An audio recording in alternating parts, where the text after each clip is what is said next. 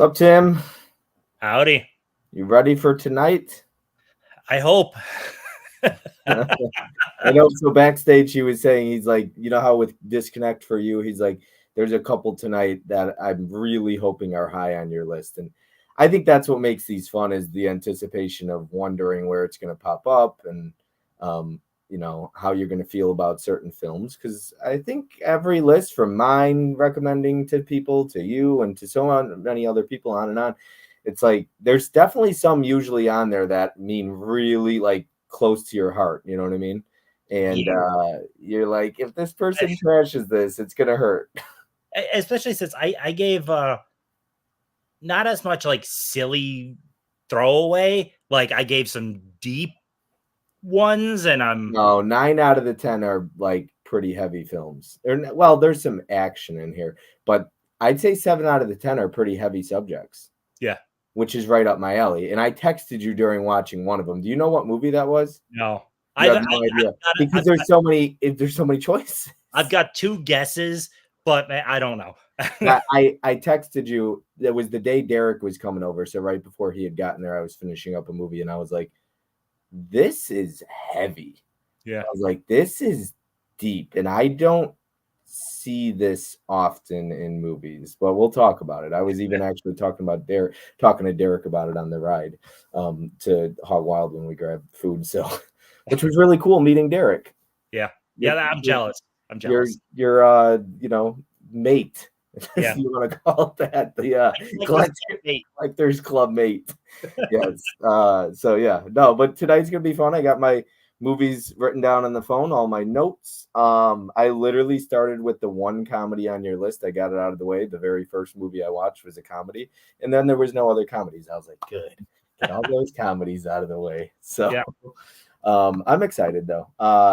And I'll give some stats at the end of the night because this is the first watch list stream that is part 2. So welcome back for part 2. This is the 20th movie you've recommended to me now, and along with some other ones in the past. But yes, very exciting. And I'll keep doing these as long as people enjoy it and they want to recommend movies. I've got a list of 30 movies to recommend to him backstage. So, and I'm sure he's got another 10 eventually down the road for me. So as long as people are interested, I'll keep doing them. So, and I don't really care if there's high views or low views. These are more for me and you, and then I'm glad people enjoy them. So, yeah. But let's catch up with the chat. After I'm done with that, I will go ahead and get started. So we've got Adrian James in the chat saying hello there, Bobby Blue and Talkie Tim. Talkie Tim, huh? Joe says hi, Bob and Tim. Another great night and hopefully great films. Caprice is in the chat saying hello, my darlings. What's up, Bob and Tim? Can't wait to see your recommendations. Johnny's in the chat. What's up, cool kids? What's up, Johnny? Holland Oates says howdy, y'all. What's up, Holland? Joe Martinez. Hi. I feel like I got something in my throat. Lizzie's in the chat. Hi, Miz. Hey, Holland. Hey, everyone. What's up, Marie? The regulars and Tim. Oh, of course, I'm watching. What's up, Marie? How are you tonight? What happened? But the real question is, how much did Tim get roasted? We'll see. I will say, well, I don't want to say anything. Never mind. You're gonna have to wait to see my thoughts. But there's some good ones on here. And I didn't enjoy all 10. I'll just put it that way, though. So we'll get into the number 10 spot. I'm hoping number 10 is what I'm hoping it is. Okay. All right. We'll see. I'm curious. You could let me know right away, but don't tell me.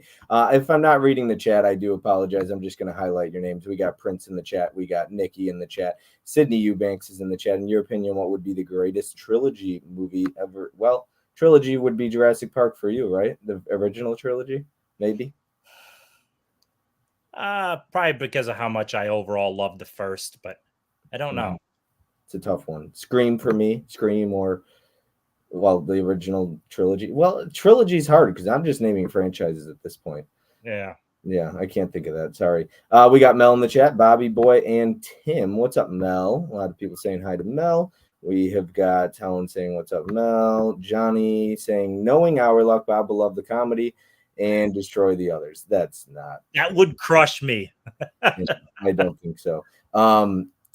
Marie says, hey, Johnny, hope you're well. It's not a live stream without your fun comments. I completely agree. Hey there, Mel. How are you already? You're already here. Mel, okay. All right. So I'm caught up. What's up, John? Do Juggalo. We got Jeff in the chat. I'm going to go ahead and start with number 10. I've got the movies popped up as a poster. I'm going to start with number 10. Number 10 and 9 could have gone either way. Didn't enjoy either one of them. But I really didn't know how to put number 10 or 9. And then once I'm done, I'm going to put up now discussing, like Caveman recommended a couple weeks back. And then if there are spoilers, I'll put up spoilers on the screen. And I'll always give my star rating at the very end. I'll give my thoughts, and then feel free to chime in or interrupt or let me know your thoughts or say you're wrong, or anything like that. Mel says, I know I'm early, aren't I? Yo, Adrian. Hey, Mizzy, how you doing? Okay. Number 10 is going to be something that bored me to tears. Don't go where I think you might. I've never wanted to take a nap so much during this movie. Oh, fucking hell, man.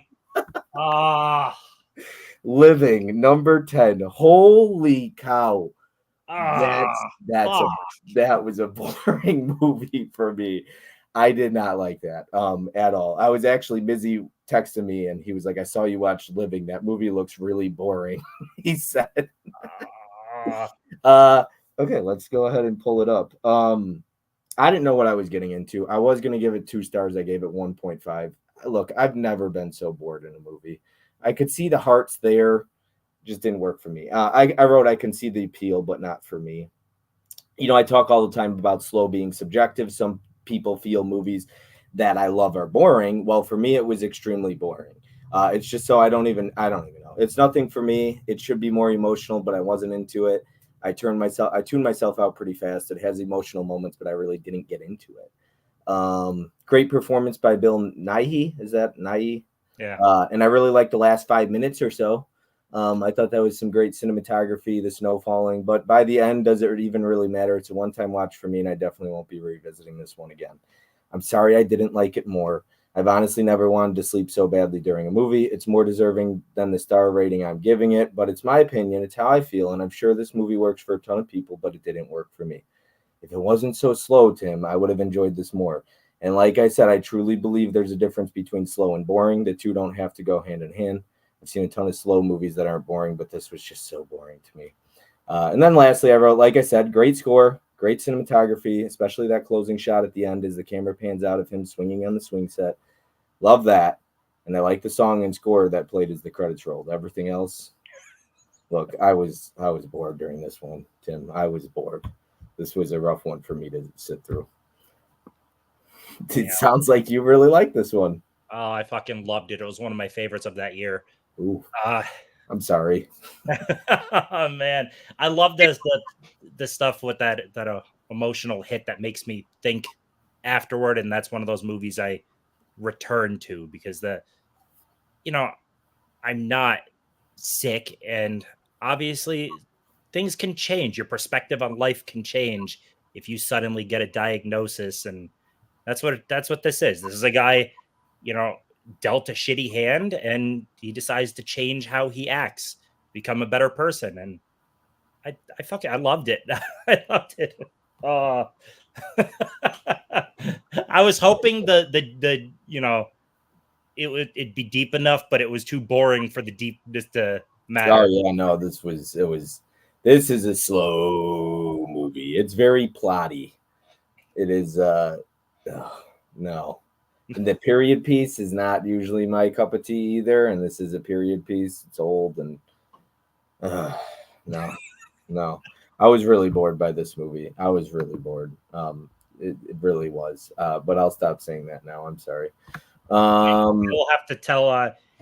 We all 4 of us went to go see it opening weekend in the theater. We're like the only people in there besides like a 70-year-old couple. Like nobody went and saw this movie when it came out. I still nobody saw this fucking movie, which is why I recommended it. I wanted someone else to see it. Which is, even if I hate it, that's the fun thing is oftentimes people, especially when I hate a movie, people tend to really want to see it for some reason. So the fact that I hate it, there's more likely that Tim's Holland Oates is gonna watch it tonight. Don't worry. And then he's gonna message you in the group chat and say it was a 5-star movie. Tim, Bob's on crack. Adrian James says, yes, I'm good. Thanks. Holland Oates says, living. Tim's dead.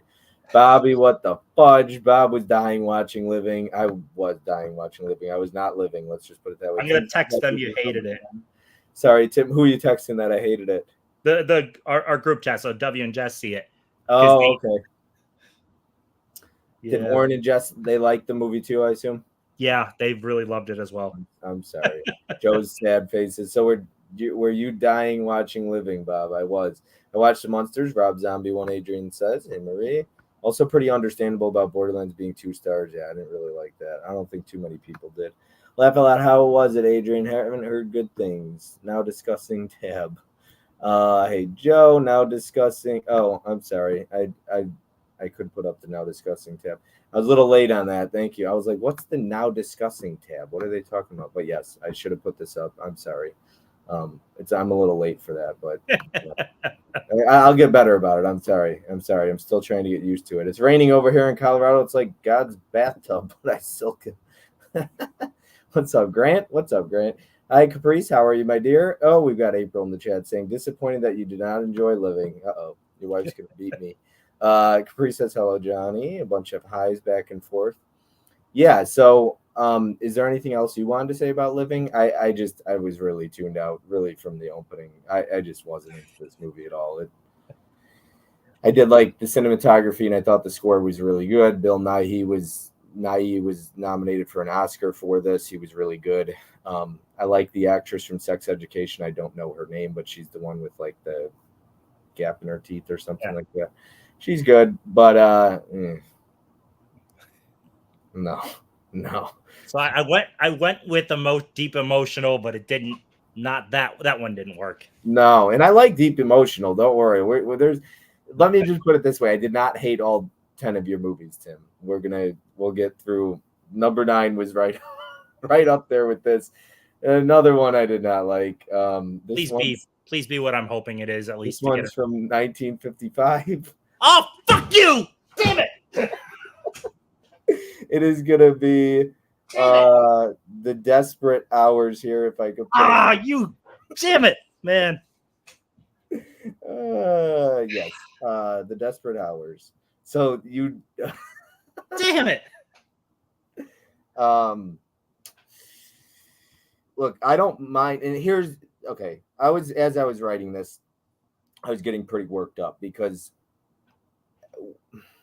when it comes to movies, it's an opinion based, okay? And people who think their opinion's right and yours is wrong really do piss me off. Whether you're just being sarcastic or not, that shit really gets to me because it's your letterbox, it's your rating, rate it how you want, you know what I mean? And so I'll respect you, please respect me, kind of thing. People oftentimes think, oh, Bob doesn't like slow movies or doesn't like boring whatever, or he doesn't like old movies. Nikki recommended an old movie to me from 1950s I liked. So it's not that I don't like old movies. This one, and I'll just read what I wrote. I have a decent amount. Didn't enjoy this one. Why is it almost 2 hours long? What even happens in this to make it that long? For me, it was a lot of nothing going on, just bored me. Didn't help that I got a phone call in the middle of it, and I was dealing with shit while trying to watch it. I was. Bunch of drama on Sunday. I honestly didn't have a lot to say. I already said everything I could. It was boring from the start. Nothing really was happening. All right, I'll just keep reading. Just didn't interest me, not engaging enough. These are just my thoughts. And no, it's not because I don't like old movies or slow movies. I just can't stand how people just assume someone doesn't like old movies because they don't like some. Plenty of older movies I enjoy and love. And not every movie has to be fast-paced or exciting, but the word boring is extremely subjective. But at the end of the day, I don't want to sit there bored while watching a movie. I don't think anyone would. And it happens. Not every movie works, and people need to remember that. Plenty works for me. This and Living did not. It happens. I'm not mad about it, but I do get mad when people talk shit and assume that I don't like slower old movies, because plenty I do. And for me, the idea and premise of this movie sounded way better than it was executed for me personally. It starts pretty fast. They break into the house fast in the movie, but it's like an hour and 45 minutes of them being in this house and not much is happening. It's just, you know what's funny? So when you throw out the word slow, and it's funny how all that is perspective. Living is slow. I watched Desperate Hours, and I was not like that. That wasn't slow remotely for me. So that's how funny it is. How based on the context and a different person, how slow could be taken. Mhm. No slow, like in my mind, I wouldn't even have thought of the word slow for it. So it's kind of funny how we both perceived completely different. But for me on this one, what I was like, okay, so it starts pretty quick. You get them in the house. Yeah. Not really a spoiler.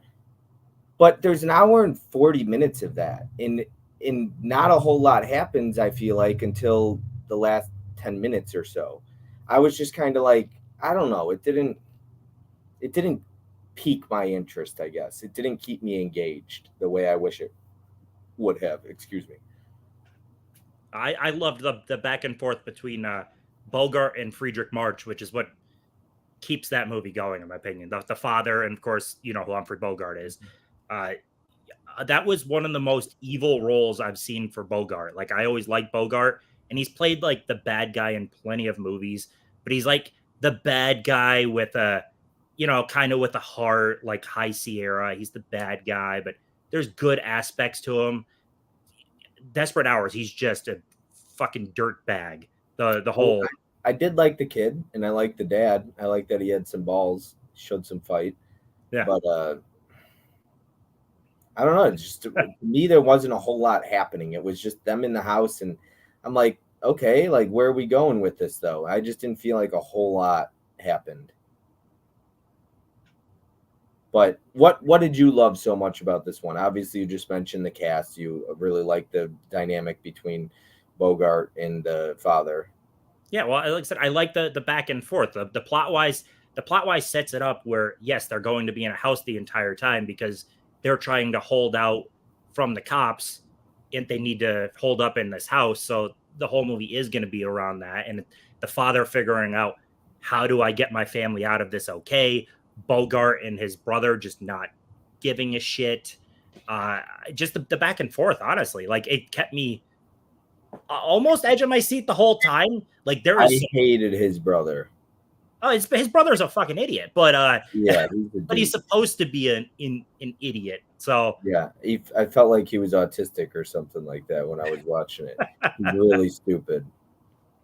because I even I'm watching and I'm thinking, okay, he has to still go to work and stuff like that. So he's allowed to leave the house. You could get the cops, but then in that scenario, would I get the cops if someone is here with a gun to April?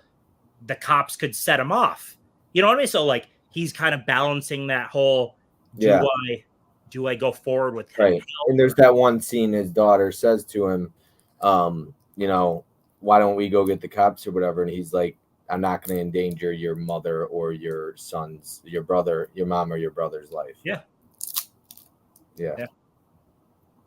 Yeah. Anything else you wanted to say on this one before I catch up with the chat? I'm trying. No, I actually thought I thought I did good on that one too. Oh, you didn't think you thought I would like this one? I had it lower on the list, but I thought it was going to be one that you at least liked. I didn't have it where you would love it, but I thought you'd like it because we're talking set in one location and it's mostly all in the house. Because whenever you deal with a set in one location movie, it's dialogue driven. You're to do one location, there's not a whole lot going on. A lot of it's dialogue, and that's what Desperate Hours mostly is. Yeah. I gotta clarify because Coco said autistic doesn't mean stupid. No, I get that and I agree. But in the beginning of the movie, if you haven't seen it, when he's doing so he's upstairs. That is the vibe I got at first from him when he's like screaming and he hits his head on the window. You remember that whole scene, that whole Yeah. bit? That's the vibe I got in that scene. That's what I meant, Coco. Um, okay, let's see here. So we got Huck in the chat. I saw. Guys, we are already watching Tim's heart break on screen. Johnny says. Um, April doing another one. I love that you didn't. Another one. Yeah, I'm sorry. I'm sorry. Bob was desperate hours for this film to be to be over. Tim's reactions are the best. They truly are. I agree, Holland. I completely agree. And I do apologize that I didn't like this one either. It just didn't work for me. I have that movie because it's Paramount. And we know Grant collects all Paramount movies. Just Mel laughing at you, Tim. Laughing. So these two you thought would be higher for sure. These ones clearly hurt. Yes, I did think they'd be higher. There's yeah, I thought the comedy would be at the bottom. Jeff says, "Don't worry, you liked your list better than mine." We're gonna get into the comedy soon. Don't worry. Marie says, "Hi, Mama Jane. Still remembering your great chats on your movie live stream. That was a fun one. As soon as the opening credits started, Bob opened up his phone and began scrolling Instagram. No, not for that one. Bob forgot discussing tabs. Still asleep from that film. I got the tab on now. We got Bob and Simon Cowell of YouTube. Huck is in the chat. Like I said, what's up, Huck? We got Coco in the chat. Like I said, there are 30 minutes. What's up, Steve? There are 30 watching, but only 11 likes. Are you not entertained? Oh, The Desperate Hours house, by the way, was the original Leave It to Beaver house for the exterior. Tony gave this 4 stars. Yeah, he liked it a lot. I talked to Tony after. Yep. Hello there, Coco. How are you? He did like this one quite a bit. We got Coco saying, "Hey, Grant, Holland, Mizzy, Johnny, and Adrian." Basement Blue says 100%. Was Brian, Coco's Brian goes blue at work. Hi, I'm well, Mel. I like that. I'm well, Mel. All right. Do you want to dive into the next one? We haven't really dove into spoilers yet. The higher up ones, there's probably going to be a lot more spoilers for, but so, I mean, for both Living and Desperate Hours, there's not a whole lot of spoileriness to them. Like the plot is what the plot is. Mm-hmm. Right. I mean, it's not like certain. There's not twists or anything. Reveals or something like that you gotta. Yeah, exactly. All right, so you wanted to dive into that comedy one. We got Cadillac Man as number 8. I'm okay with. I gave this because I wanted to have some type of different movie on there. I was expecting this to be low. I'm okay with this. Okay. You said dark comedy to me. I didn't feel like it was a dark comedy when you had said that. And it's not slapsticky. No. But it's still very stupid to me. Like he comes into the dealership with a gun and he's just spraying. It's very silly. Yeah. I mean, yeah. But I don't know. Go ahead. Yeah, it's not slapsticky. I thought it got kind of dark at times, but okay. Okay, it's all the way at the top here. Yeah, so I woke up at like 5 a.m. and I ended up watching this before I went to work. My lord, that dog was so annoying is the first thing I wrote. Oh my God, that dog is annoying. I was so happy when the dog left the dealership and didn't return until later on in the movie. I was just like, thank you. It was really loud and annoying. I had a lot more fun with it before it turned into a hostage movie.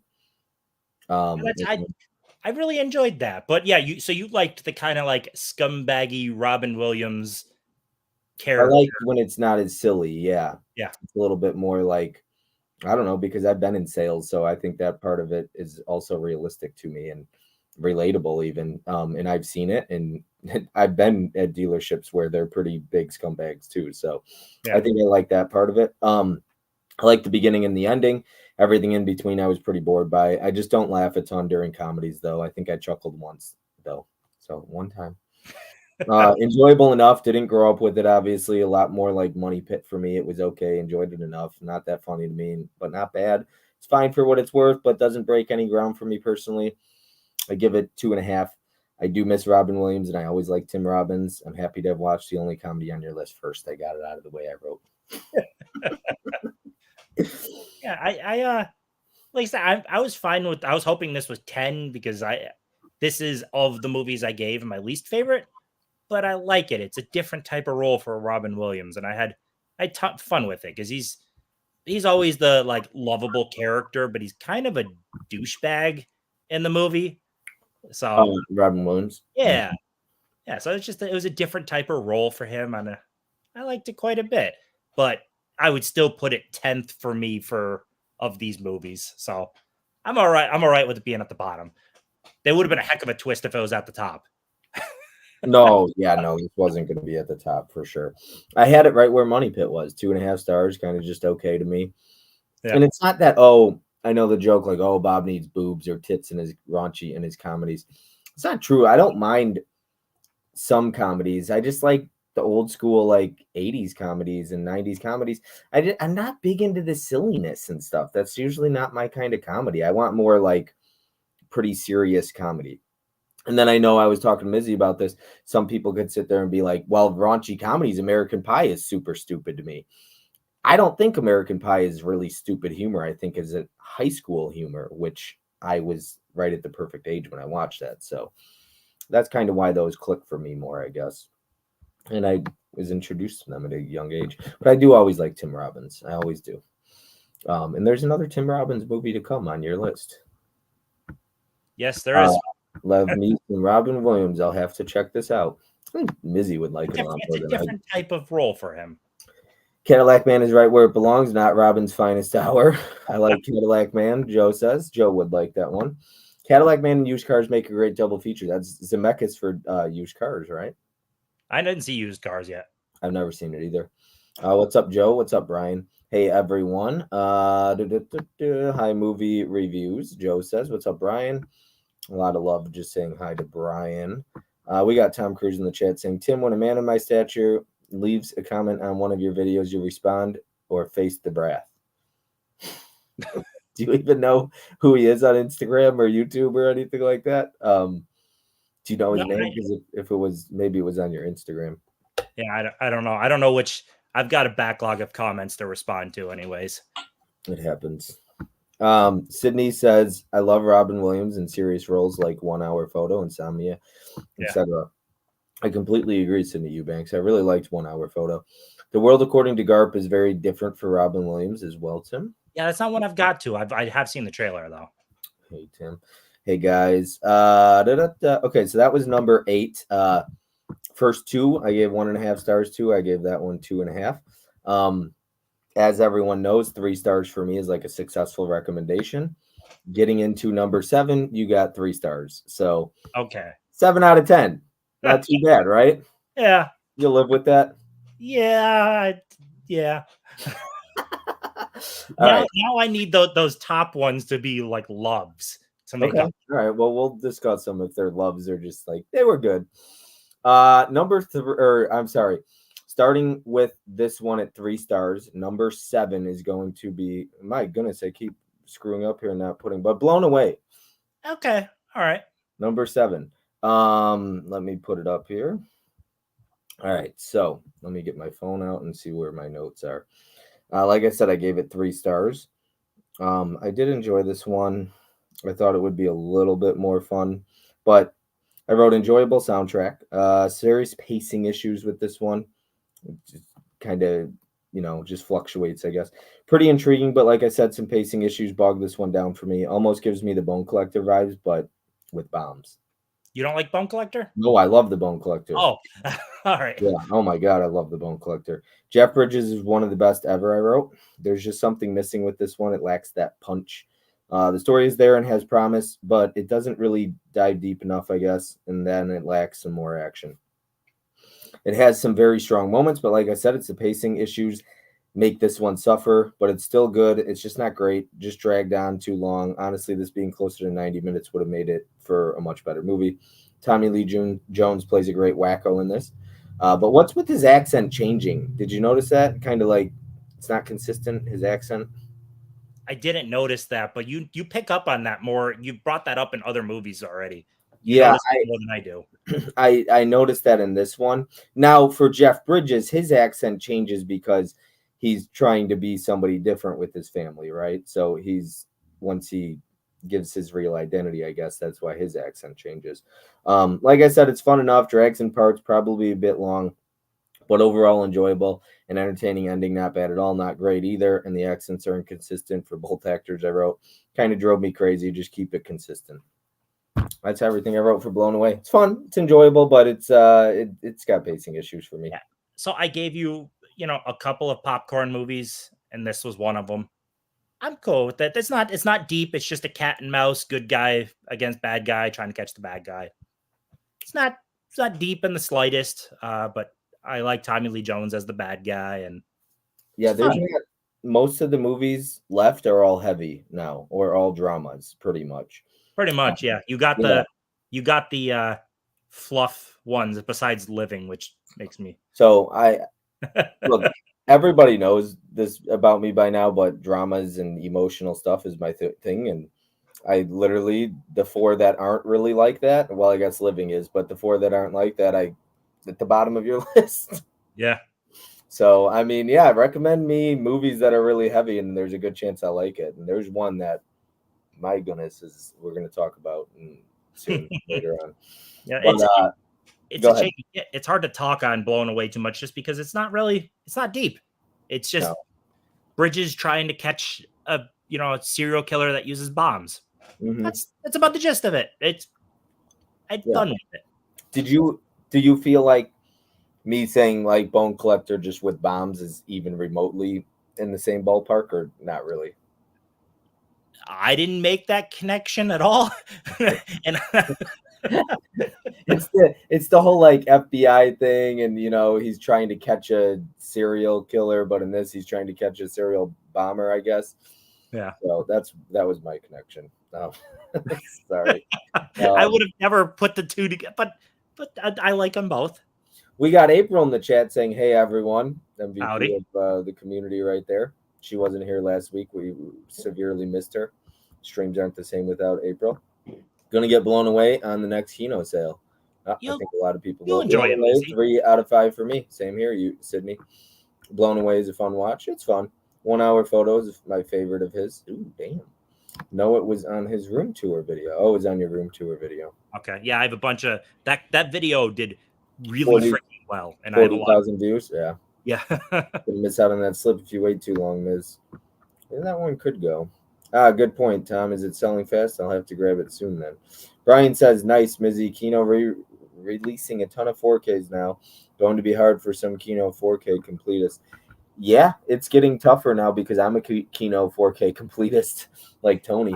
So I'm wondering, I've seen a good chunk of like Kino releasing a Blu-ray, and Kino is blunt when they answer comments on their social media where people will be like, how come this doesn't have a 4K? And they'll respond back like, it wouldn't sell enough. We can't justify it. But they've announced a couple of 4Ks recently of like foreign films that I can't imagine are going to be big sellers. So I wonder where the justification came in those. I agree. There's like that Bob Lay whatever. Like there's like 3 or so of them. Yeah. Where I look at them and I'm just like, those are not my thing. I don't know what the heck. And then you got the Kino cult line. It's nice to see they're getting away from the original ones they were putting out because I wasn't a fan, but I'm more of a fan of like the Frogs, Empire of the Ants, Kingdom of the Spiders. So happy to see that because I did not enjoy like their first couple they were releasing. And I'm like Tony, I complete them all, numbered spines and all that stuff. Slips are overrated, Tom. Mizzy says, yeah, I agree, Brian. They are releasing a lot. I'm going to take the gamble and wait for a sale on that slip. Same here. Get him, Tony. Yes, sir, Tony. No, sir, at Joe. Tony said, no, sir, Joe. Yeah, same, Tom. Need a lot of Sony slips. Yeah, Sony slips. I'm 100% in my completion, Miz, but Christine haven't bought it yet because of that. Okay. So he's got all slips that if it came with a slip in the original pressing, he's got them all. Tony has been useless helping me. Damn, bro. I've tried, Tom. Not hard enough. Wow. 100%. April. Hi, Nikki. Allie's in the chat. Look at that. What's up, Allie? Hi, friends. How are you, Allie? Always enjoy seeing Allie in the chats. We've got Library of a Mood Reader. Look at that. Jess is in the chat. And I've been seeing her post a lot more on Instagram and everything like that. So, and she's like, I don't know, 4 or 5 videos in on YouTube now. I don't watch YouTube much anymore. Barely ever. It's rare. So I do apologize. But I will always be honest. It's not just like a Jess thing. I just don't watch a lot of YouTube at all. I watched like half of your movie room tour a couple like weeks ago and I still haven't even finished it. And I'm not going to sugarcoat it though. I'm not going to lie and say I watch somebody when I don't. I just kind of got burnt out with like watching YouTube videos. Started doing a lot more podcasts. I don't get a lot of kinos, but if it's the Wiggles or Paramount movies that never got a physical, I'm buying it. Grant says, well, Kino does a lot of Paramount releases. Yeah, they do. Him, I've gotten into a private argument with the Kino insider about that same topic. He's tried telling me that The Last Samurai wouldn't be a popular 4K release, but Mystery Men would be fools. Yeah, Would and be. Last Samurai would absolutely sell on 4K. I think so. Yeah, I'm like looking up there right now. I mean, I don't know. How well did like Killer's Kiss do and all that stuff? Did those sell well? I I doubt they sold all that well, but like when you start getting into foreign films that a lot of people haven't heard of on 4K for Kino, those are the ones that I really, when I saw those, I'm like, okay, I'm not against those getting released. That's cool.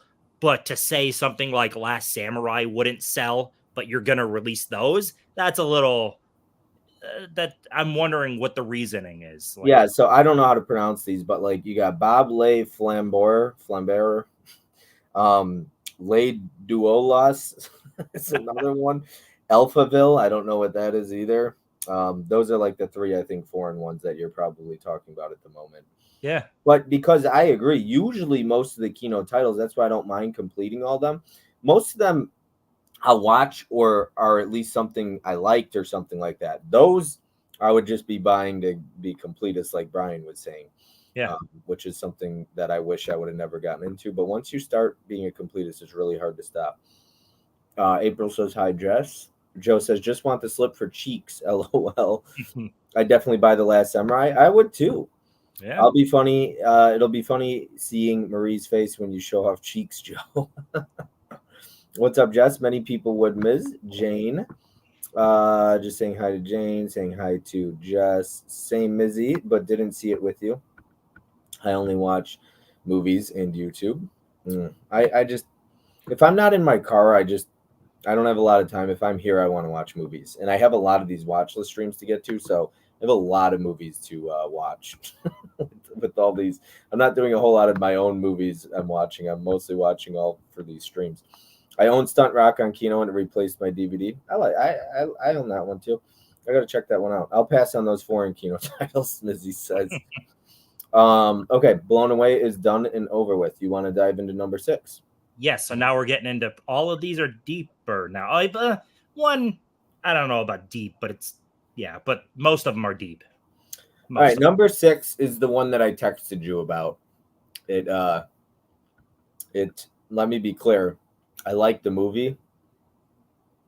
It's a lot to unravel with it. So this being number 6 does not mean I didn't like it. It just means that I honestly liked 6 of your movies quite a bit. I gave this 3.5 stars, and it is The Tale. Oh damn! I had that higher. Yeah. Let me be clear. I fucking love Laura Dern a lot.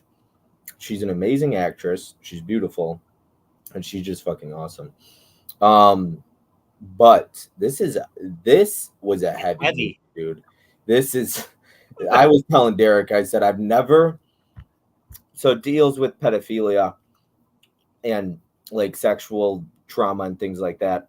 I never in my life seen a movie to this day where they show like a grown man having sex with a underage girl. Like it's not full on detail, but like they don't shy away from the details, so to speak, of like him trying to perform or force her to perform oral sex at one point in the movie. Yeah.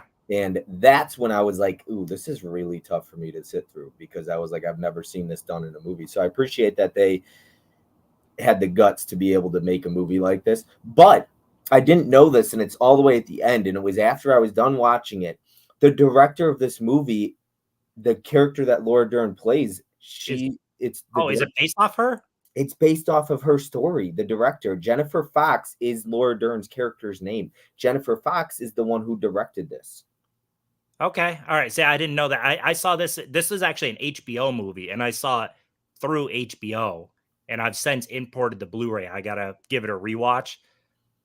This is one of those movies, though, that is hard to revisit. Yeah, That's not something that you watch for enjoyment.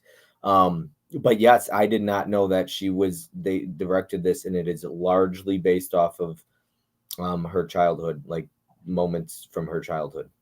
Yeah. So I was like between a 3 and a 3.5. I gave it 3.5 stars. Look, I've seen some pretty rough movies. I've seen really uncomfortable things. I've sat through some tough watches, but this made me very uncomfortable. I couldn't believe how blunt and how far they went with this one. I don't think I've ever seen a movie with that had this much guts. But let me be clear. I think it's needed. This is a very tough and real subject matter, and I really appreciate that it's not dumbed down. If you're going to cover a tough subject matter, I say go all the way with it and show the ugly truth of it. I can't possibly imagine her having to relive her journey. It's tough to sit through some of it, like relive her journal. I'm not naturally a fan of movies that do the back and forth storytelling, but this one isn't bad. It's very easy to know the difference between the stories, obviously. Yeah. Usually not a big fan of that because I don't like stories that jump all over back and forth. I'm not a big fan. Yeah, I thought based on what the story is, it worked out well where it's, she repressed all of it.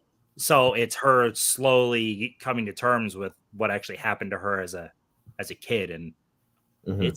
it's something that her performance is so damn good as she's realizing, she was abused and horribly as a kid.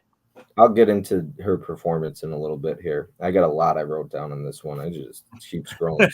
I do apologize, but you know what? Like for me, yeah, I just keep talking and I keep talking, but I feel like you'd rather me come with notes rather than just be like, it was good and not say anything. So at least I have stuff to say because I know I drag it on and I say a lot, but I have a lot to say. But my goodness, this man wanted to have a relationship with this girl. I wrote like an actual relationship, not just like he wanted it was like a real relationship. It was, and she even calls it that. It's disturbing. I'm not okay. A movie like this needs an actress like Laura Dern. She's such a strong actress. She's perfect for this role and she can carry anything. I do think my love for Laura Dern makes this easier to sit through and watch. Actors and actresses matter. We have to buy into the character, and often sometimes that's indicative of the actor or actress playing said character. Um, Man, that has to be tough to play a character like he does. Same for the little girl and also Laura Dern. I didn't know Jason Ritter. That's like John Ritter's son, by the Yeah. way. I did Yep. not know that. Freddy vs. Jason, he's in. It's got to be a tough role to play. Uh Pretty abrupt ending, moves pretty slow, but keeps your interest. I was really curious to see how it would play out. I guess I was looking for more at the end, but I also guess the moral of the story is that she would never be the same. She finally found, well, I guess that's a spoiler, but does that bring you closure? Does it reopen old wounds? Would she ever be able to move forward? I wrote. Those are major spoilers to dive into if you want to. I like when a movie just ends though and makes you think. Well, That's this one does. Yeah, I like to think about stuff after the fact, and I don't want everything in a nice little bow. And that's why I wrote. I'm gonna put spoilers on the screen now, because this one's tough to dive into without spoilers. That's why I wrote. Like, does it reopen old wounds? Would she ever be able to move forward with Common, the actor Common in it? Really powerful movie, can probably be tough for some, and on the other hand, might be important for others to see. Not something I would necessarily recommend. I guess if I were to recommend it to someone, I think Nikki would respect and appreciate this movie. That's what I wrote. So, Nikki, Not one to recommend it. I've recommended it to you. yeah, this isn't. I feel like this isn't something I want to be like. Hey, check this movie out. It's because it's a tough. But you know that I'm more into the heavier topics. But I wouldn't want to just throw this movie out there in a forum and be like, check this movie out sometime. Like it's a tough one. But Nikki could handle it. Laura Dern was excellent. She really carried this movie. Overall, not bad. Thought the message was powerful. A bit slow. Didn't end the way I wanted it to. Drags on at moments, but well made, well acted, and powerful movie. Liked it enough. Above average to good for me. Look, I'm adding a half star for how important this movie was, and I'm literally just finding out that the movie is about the director's own childhood. So I was done writing, and then I got a couple more things I wrote now. And for me, a movie makes me feel. For me, how a movie makes me feel often can make me appreciate it a lot more. If a movie can leave me questioning or feeling something like it has, like you just said, Yeah. It doesn't happen all the time, but then movies like this come along and they just make you feel something. I want to feel something or be left with a question or just inspired, some kind of emotion. A good movie leaves me carrying that movie with me, and I don't think I'll be forgetting this one anytime soon. I wrote. No Oscar nomination for Laura Dern. I wrote, okay, that makes absolutely zero sense. She couldn't. It's technically a TV movie. It would have been an Emmy. Oh, okay. Okay, my next thing I wrote, the Academy literally doesn't know shit. Yeah, no, this is, like I said, it's an HBO movie. Okay, well, the Academy still doesn't know shit half the time. Either way, do they even watch movies? Fuck out of here. Get fucked with that bullshit I wrote. I need one of your famous get fucked moments, Tim. Okay, but now that makes sense. I was pretty pissed when I found out she didn't win an Oscar or nominated for this. Yeah, now I'm curious if it did get nominated for Emmys, though. I don't know. She's so good in this. Yeah, she's fantastic. Well, she's always fantastic, though. The more I think about this film and even write about it, just makes me appreciate it even more. And that's everything. So, all right. So here's something for you. If a movie is a really tough one that you're probably not watching anytime soon, but you liked it, do you still buy it just to have it on the shelf, knowing you're probably not getting around to it again anytime soon? 100% for me. This doesn't have an American Blu-ray, right? No, it's an import. We have a DVD here, but the Blu-ray is from like Germany. I would love to get it. And part of the reason why, and I have plenty of tough watches that I wouldn't get to on it. Like I wouldn't buy Living again. I wouldn't buy Living, and I'm glad I didn't buy it. You didn't enjoy that one. So right. Yeah. This I would, because if I ever were to, like, say Mizzy came over or Derek came over, right? Not something I necessarily would. Mizzy's like, yeah, fuck you, Bob, because I wouldn't make Derek sit through and watch this for him coming over for one night. We watch comedy and an action movie. Mizzy, I would make sit there and watch something like this, though. And he's like, yeah, you would, you dick. But I like to have it on the shelf because I hate trying to, like, I don't mind. I don't have any streaming services, so I find all these movies through websites and sometimes like streaming services. I have Prime and all that stuff, but like, you never know with buffering and all that stuff. So I like to have it because sometimes it's hard to find. You never know how your internet connection is feeling. Sometimes it buffers, all that stuff. And so I'm just like, yeah, I don't want to deal with that. So I absolutely would buy something like this. And I don't mind importing movies because I have a region-free player. Yeah. Yeah, so I put this one at, like I said, I haven't seen it since HBO. It's been sitting on my shelf because, again, it's not one of those like I'm excited to rewatch The Tale, but I have that movie, The Nightingale. I think that's a Shout, right? Screen Factory put it out, yeah. Yeah. It was maybe movie, Shout, but yeah, Shout Factory, the company. That's another one that stuck with me, and I don't know when I'm realistically going to rewatch The Nightingale, but it's one I absolutely want on the shelf because I thought it was fantastic, but it's a rough watch. Yeah, The Nightingale's borderline masterpiece for me. It's an incredible film, but it's not something I would rewatch on a daily basis or monthly basis. It's a tough watch, like you said, and it's also a long movie. Yeah. But and I would love to show my dad a movie like Nightingale, but he needs, like, when he comes over after a long day of working, I need to put on something that's going to keep him awake, and Nightingale will put his ass to sleep. So I can't watch something like that with him. Okay, I'm going to take spoilers off the screen if that's okay with you. Yeah. Well, I didn't even ask, but I'm going to catch up with the chat. Did you have anything you wanted to say or add to about The Tale? No, I'm just glad you liked it. I knew it was this was one of the heaviest ones. Yeah. So. It is for sure. It's 100%. This is the one I texted you and I was like, dude, this is not easy to watch. I will have to check out your videos, Jess. Tony says, but you can count on Tony watching those too, by the way, Jess. If he says he'll do it, he will. But Cowboys and Aliens, laugh out loud all about it. Ellie says, hey, Jeff. Holland is laughing. Cowboys and Aliens, Mystery Man. They put out a lot of garbage, Miz. I don't understand the way of thinking. How well is Cowboys and Aliens gonna sell on 4K? Like, realistically, I think I don't know. I think it could do well. Kindergarten Cop did really well. We know that sold the slip. But Kindergarten Cop is a classic Arnold. Cowboys and Aliens feels like one of those movies. It came around, people saw it, and then it's just been forgotten because it's kind of it's like a middle of the road. Let dumb me ask you, what popcorn. what is, maybe you know this, I'm sure Tom Cruise knows more about it, but you see Disconnected, like Dawn of the Discs, and them, they'll post, like last year they posted, and I think it was like pretty early in the year, they posted Uncle Buck.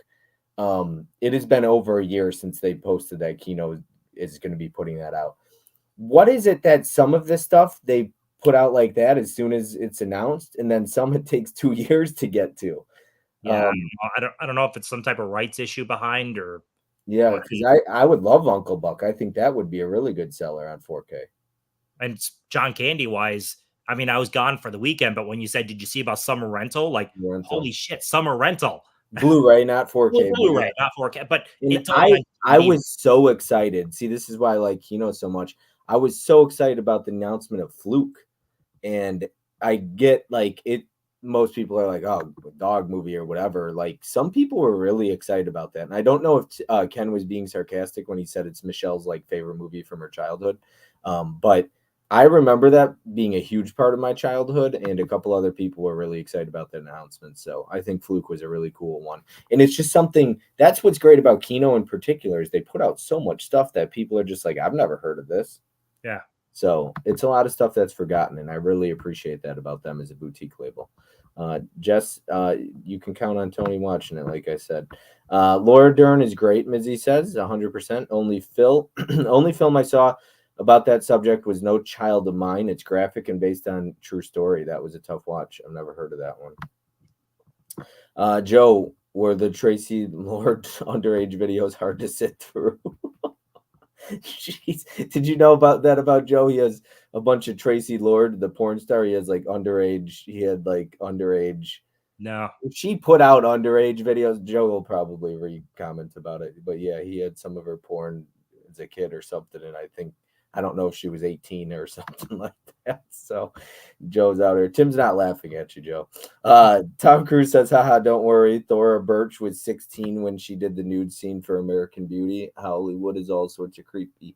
That's the one with Kevin Spacey, right? Yeah. Nowadays, though, like, or you're supposed to be, what, 18 to do nudity? I would hope so.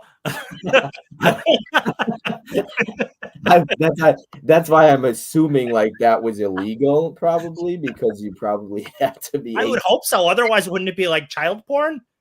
I mean, that's technically child porn then, right? I mean, I like American Beauty. Didn't it get nominated for Best Picture or something too? One best picture. Yeah, and it's got child porn in it, according to Tim. Yes, Holland Oates says very hard.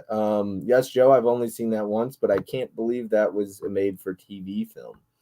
Oh, what are they talking about? Oh, Child of Mine. No, Child of Mine. She was, oh damn, didn't know that. Haha, yeah, Ms. Her mother had to sign a waiver. So weird. Oh, okay. So the mother signed a waiver. Very interesting. I don't want to get into it, but I'm just like, you see some of these TikTok and shorts and Instagram stuff, and these underage girls posting videos, and it's just like, I wonder if these parents are seeing this too. You know, So, it's. I mean, that's a whole other different topic. yeah. Actually, I'm not. But Tom Cruise is saying, Tom Cruise saying like her mom signed a waiver. It makes me Yeah. think, like, do these parents know about some of the photos that their daughters are posting at the age of whatever on these Instagram and socials? It's unbelievable. And it makes me really, like somebody just said about Hollywood being creepy. You think like YouTube's probably creepy because I'm telling you, they push that kind of stuff. Yeah. And Instagram and all that. And it's just like, really? I know Caprice, I was surprised. Yes, that's creepy, a lot like the movie Money Talks, I guess. Money Talks. Chris Tucker, right? Chris Tucker, I believe. Like damn European TV is rough. We'll definitely check it out, Jane Doe Letty says. Thank you, Nikki. Definitely check it out. We know Spacey wasn't looking. Tom Cruise. I just watched this Kevin Spacey movie. Mizzy says true. Agree, Caprice. They lightly censored. I heard Kevin Spacey's coming back to acting. He was like, he acquitted of all charges or whatever. So I guess he was like a couple years ago found not guilty. So I think he's coming back to acting now. Are you excited or no? Yeah. Don't care. Yeah. Wish I could stay up all night, but I must leave you all. I'll make sure Tom Cruise will keep you company. Tony said. Dern was nominated for an Emmy and Golden Globe for The Tale, Johnny says. Did she win, though? Night Tony, poor Mizzy man. Night Tony, Night Tony. Later, Tone, don't forget to tuck all in 10 copies of Top Gun. Smooches. Good night, Tony. A lot of just the chat's popping off tonight. I appreciate everybody being very active. Uncle Buck isn't released because they're waiting for the director and actors to do a commentary on the special features. Okay. Oh, so that's a lot of why some of these things get announced and then they just get taken forever for them to come out. Night, Tony. They did that with Sudden Death. Waited a year for hymns about Jean-Claude Van Damme, but they both said no over and over again. So Kino just said screw it and released it for August. Oh, okay. I was really excited about Kino announcing Brick on 4K today. Great Joseph Gordon-Levitt film. I just watched Brick for the first time. It's a good one. Very, very recently. Tom Cruise says Uncle Buck is coming soon. They are targeting late November, December, but if they miss that window, it will be Q1 of 2025. Oh, damn, Brick is getting a 4K. Nice. Definitely upgrading. Yeah, Brick was announced like I think a year or two ago as well. Kino announced Gung Ho and Still Waiting. Thor had her parents sign off on the topless scene and they were on set while they filmed it. It's so weird to me though that some parents are just, I guess if it's what it makes me think, like, is that how some parents feel? Well, if they're making money, I'm okay with my 13-year-old daughter doing this stuff. I'm just like, I don't know. Yeah. Laugh out loud. They're supposed to be 18. Yeah, Joe, where's you going? Oh, I'm leaving this chat now. I don't want to be caught in there. No, Tony State's getting spicy. Bob is going to junior prom this year. We all want to hear all about that. Tony does not put up with this nonsense. Money talks about Thurber Birch. Oh, not the movie. Okay, Money Talks. I get what you're saying. No, she didn't win for either. He's just leaving Draculina because his copy of American Beauty is still in the shrink wrap. He hasn't seen it. Remember, Bob, Thor's parents were porn stars in the 70s. Were they? Is this a real thing? That's Thor Birch's parents. I don't know who her parents are. Maybe we need to stay away from the group chat or the chat tonight because it's going off the rails. Let's rein it in with number 5. How about it? Yeah. Yeah. Okay, number 5, Stand and Deliver. Okay, all right. That's like that. Yeah. Right in the middle of the road. Stand and Deliver, which Warner Archive just put out. I did not get that yet, but I will be picking it up. I gave this 3.5 stars. I liked it a lot. Let's see, where are we here? I watched this one right before I went to go see Cuckoo and Borderlands. Borderlands, right? Anyways, I didn't like Cuckoo or Borderlands very much. Stand and Deliver, 3.5 stars. I like this quote. If I see you in the streets, I'm going to kick the shit out of you. He says to the one guy. I like that. I love that. Oh, that's great. Love all the character development. I thought it was excellent. Great teacher. I'm always up for an underdog story. Makes it even better that it's a true story. I forgot to take notes during watching this, so I went back and I don't have a lot of notes for this one. But I really liked it, and I like that they did end up. I mean, this is a spoiler, I guess, but I like that they did end up retaking. Real though, so yeah, I like that they did end up taking the test again, though. I did like that. Yeah, and then kind of proving like, hey, we didn't cheat. Yeah, that I love that whole dynamic in the story though, because it's very much so like these kids are they're inner city trash. They can't do this well on this test. They had to have been cheating. That's the only possible way they would get these scores compared to all the privileged white schools that didn't even score that. So yeah, right. I'm a sucker for these like inner city school movies. I always love them. So you've seen Dangerous Minds? Oh God, yes. And you've seen Freedom Writers? Yep. Okay. All right.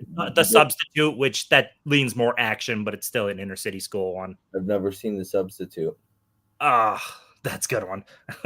Sounds like a raunchy movie, but it's not. No, it's not. It's an inner city school one, but it's also an action movie. Okay. Yeah. Maybe next list, Tim. So I figured this list was pretty tough to predict for you, but yeah, I like this one. I liked it quite a bit. I really enjoyed it. I had issues. Speaking of streaming, this is why physical media all day, every day. I kept having issues and had to restart it and press fast forward, and it's just a nightmare because if you don't own the movies, it could be a nightmare. And I'm not paying for streaming services. I'm not doing that. So, too expensive, and I have too many movies to be doing that crap. But yeah, so I like this one. 3.5 stars. Number 5. It's one of those inspirational movies. Like you Yeah. just watch it and just kind of puts a smile on your face as they're doing better and better. Yeah. Blue And Diamond. the way the kids come to him, start to really care about him, and especially the one kid, I don't know, the one kid that was into the gangs and all that stuff. Lou Diamond Phillips' character. Yes, yeah, him, yeah. So he even comes around towards the end too. So I really like that each character is kind of given a little bit of character development, not a ton, but like a little bit. You get some more than others, but I really like that they didn't just ignore the kids' character development. Yeah, it's one of those like they sprinkle in the kids the best they can, but it's really about the teacher. Like it's There's the a teacher. lot. There's a lot of kids, so it's tough. But Yeah. you can see that the way these kids kind of cared about him. It's almost like what was it? Caprice loves this movie. Captain, My Captain, Robin Williams. Oh yeah, Goodwill or not Goodwill Hunting. Jesus. Yeah. Why can't I think of the name of the movie? I'm blanking on the name of the movie. Oh, Captain, My Captain. Yeah. Dead Poet Society. Jesus. Dead Poet Society. Dead Poet Society. Yep, somebody's gonna say it in the chat. Sydney Eubanks. Yeah, there we go. 3 out of 5. Yep, and Dead Poet Society right there. Yeah, I'll have to check. I'll have to pick this one up. That company, I can't remember their names. It starts with like a Z, right? For Warner Archive. Oh yeah, Movie Zing. Movie Zing. They what, like twice a year they do their sales usually. Yeah, twice a year. Yeah.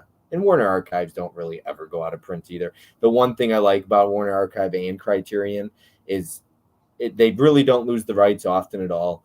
And if it came with the booklet 6 years ago, you're still getting a booklet in there. And then Warner Archive, there's consistency. There's no slips on any of their movies, so you don't have to worry about that. They've never put a slip on any of them.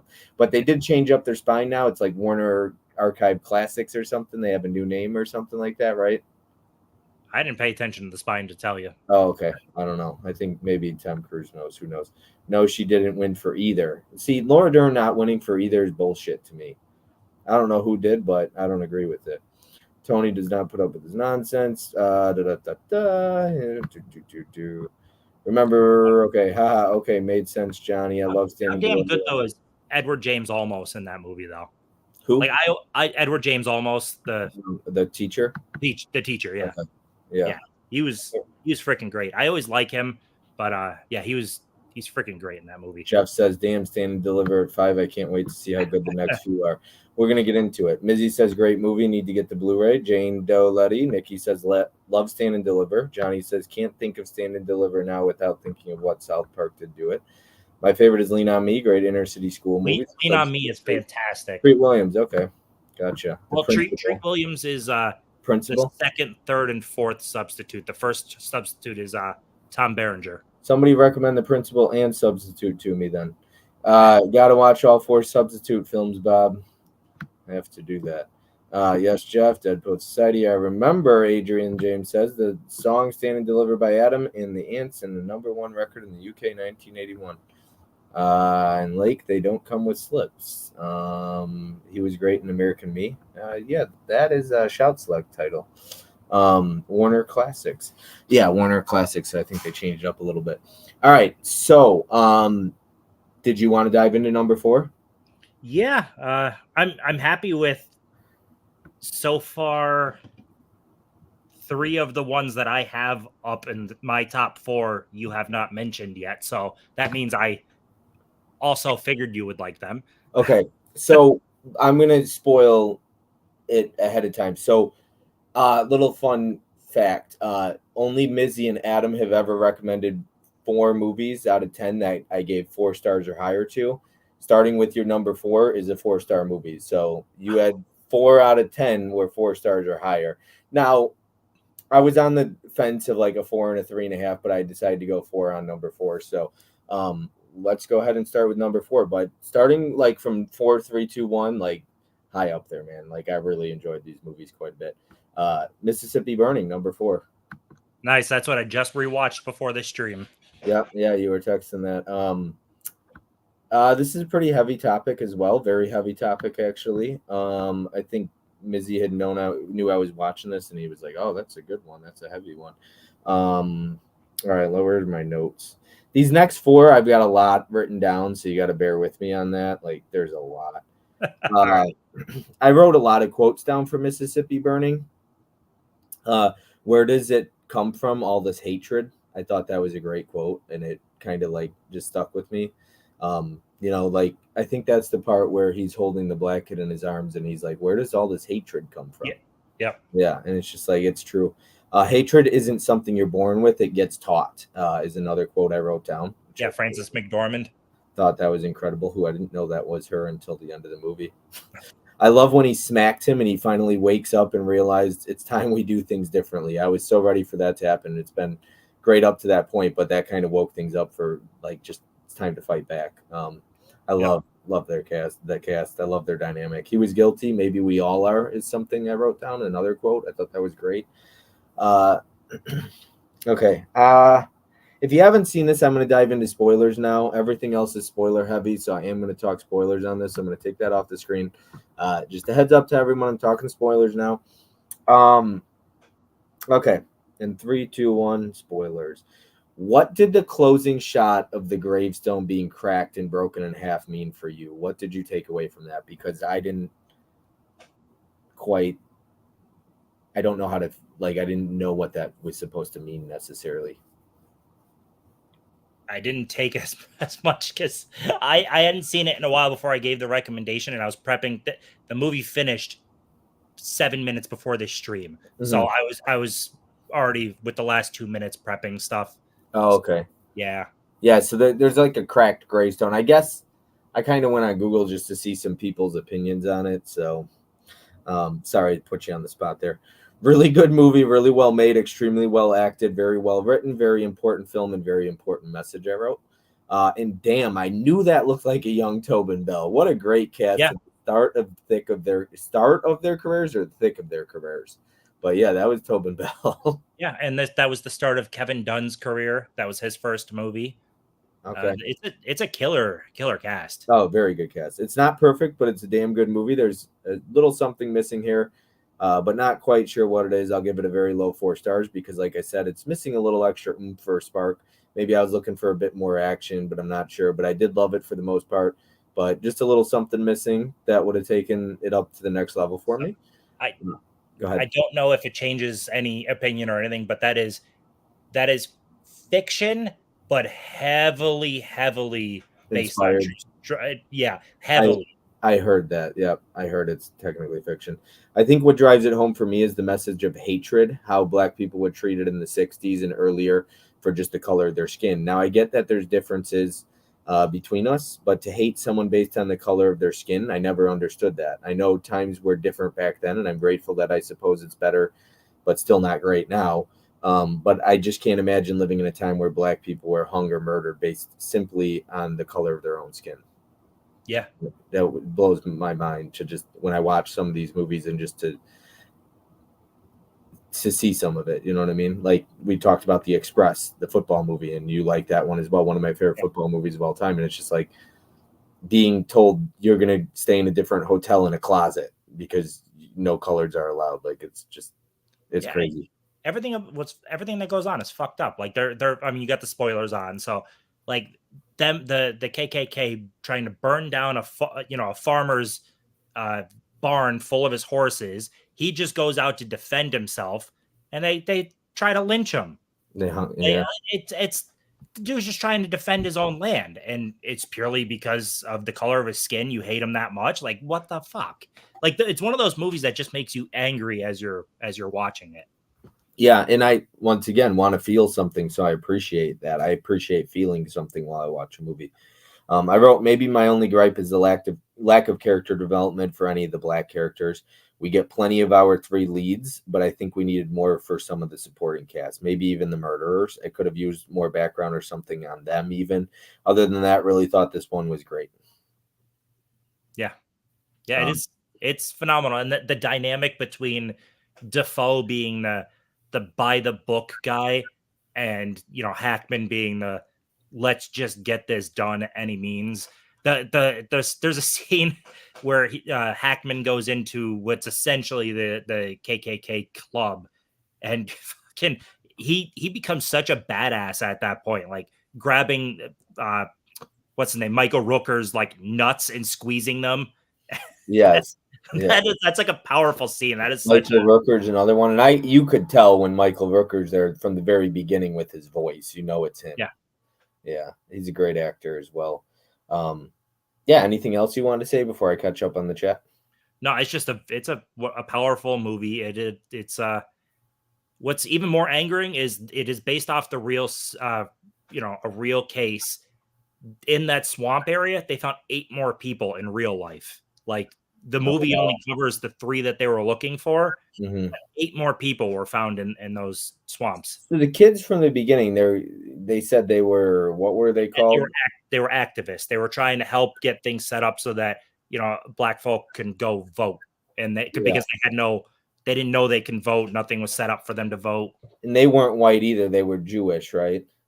Yeah, which is the KKK hates Jews. Hate Jews and black people. Yeah, of course. Yeah. Basically anyone that's not white, right? Anyone that's not Anglo-Saxon white, they hate. Yeah. Yeah. I'm going to take spoilers off the screen. I'm going to catch up with the chat here. Number 3, I've got another heavy topic. Okay. Fuck yeah, Tim, 4-star club.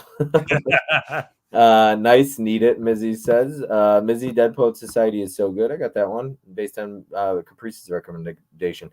Mississippi Burning is a 5-star film for me, Joe says. Mississippi Burning, 4.5 out of 5. Yes, it is, Steve. Mizzy says. Very nice pick, Tim. Gene Hackman is an amazing actor. Gene Hackman is in my top 10 for actors. He's a good one. Sydney says American History X is another movie dealing with racism and hatred, but a great movie, 4 out of 5. American History X is excellent. You've seen that one, right? Yeah. Yeah. American History X is sometimes a tough watch, but great. Yeah, there's some tough stuff in that one. American History X is probably one of the few films that shows the racism on both sides, white and black. It's a very good point. So sad how the movie made it fictional. The Express, he says. Capri says Edward Norton and Edward Furlong were fantastic in that film. The closest scene never happened in real life, Bob. Oh, the closet scene never happened in real life. For The Express, he's saying. God, I didn't grow up during that time. Glad I didn't grow up during that time. Yeah. Another movie recommendation, The Chamber, Gene Hackman. I've never even heard of that, Sydney. Great. What's up, Steve? Greetings, Bob, Tim, and Flick friends. Hey, Steve. Hey, Steve. Lots of love for Steve. Just people saying hi. And that's everything. We're cruising through tonight, cruising for a bruising. I'm really happy that you really liking the stuff at the top helps offset Desperate Hours and Living. Well, it's great to start with number 10, right? Never would I dream of starting with number 1. You're ending the stream on a somber note, not a very good note. So, yeah. All right, number 3 is going to be a Paramount Presents title. Okay, I already know what it is. Yeah. Yep, it's going to be Ordinary People, with another great cast. Speaking of Timothy Sutton, right? Is that or Timothy Hutton? Hutton, yeah. This is a pretty important topic. Spoilers I'm putting up on the screen. Jeez, I'm gonna get okay. All right, Ordinary People, perfect. Okay. This was very emotional. This one. Yeah, very sad movie. I'm going to try and talk about it without diving into spoilers, but as soon as I'm ready to speak spoilers, I will let everybody know. Okay. So I gave this one 4 stars as well. I think I was just being impatient because I was getting a little restless, wondering what happened to his brother. I was starting to wonder if they would actually show it. I wasn't sure if they'd even explain it. The last half hour really makes up for everything else. That's a bit of a slow build up.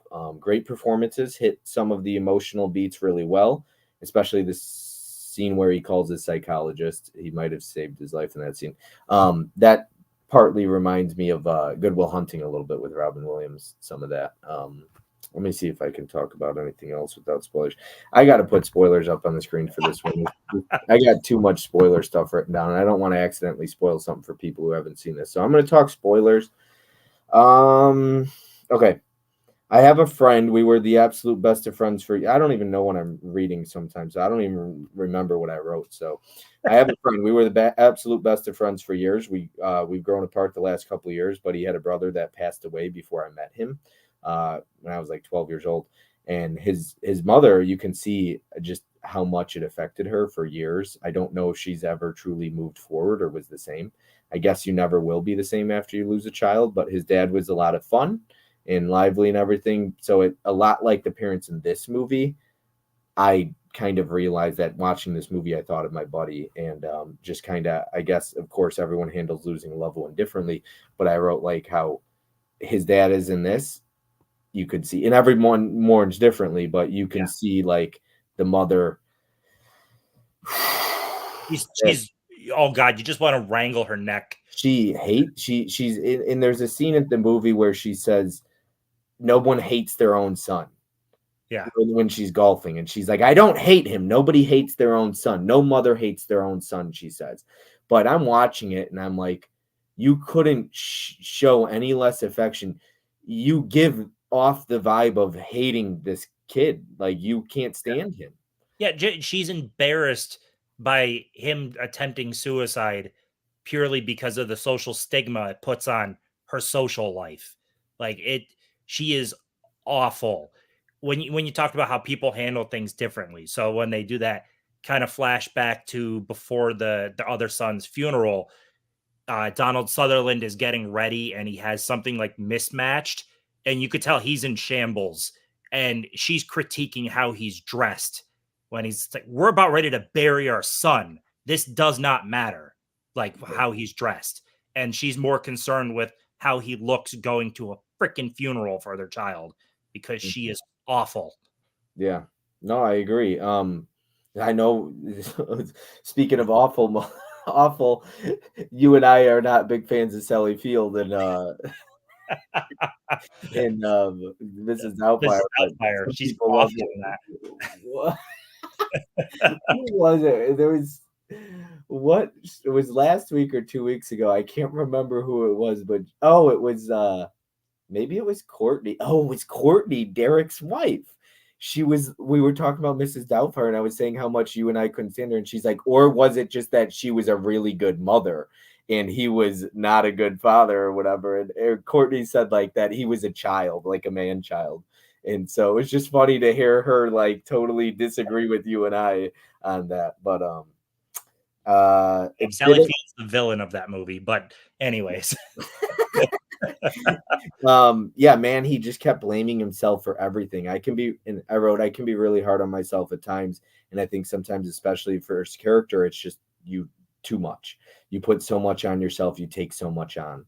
And I think I was telling Mizzy about that after I watched this one. I was like, there's a lot that I can relate to in this movie of like putting a lot on yourself, like owning it all and taking it on and just being like, it's all my fault. I've been there.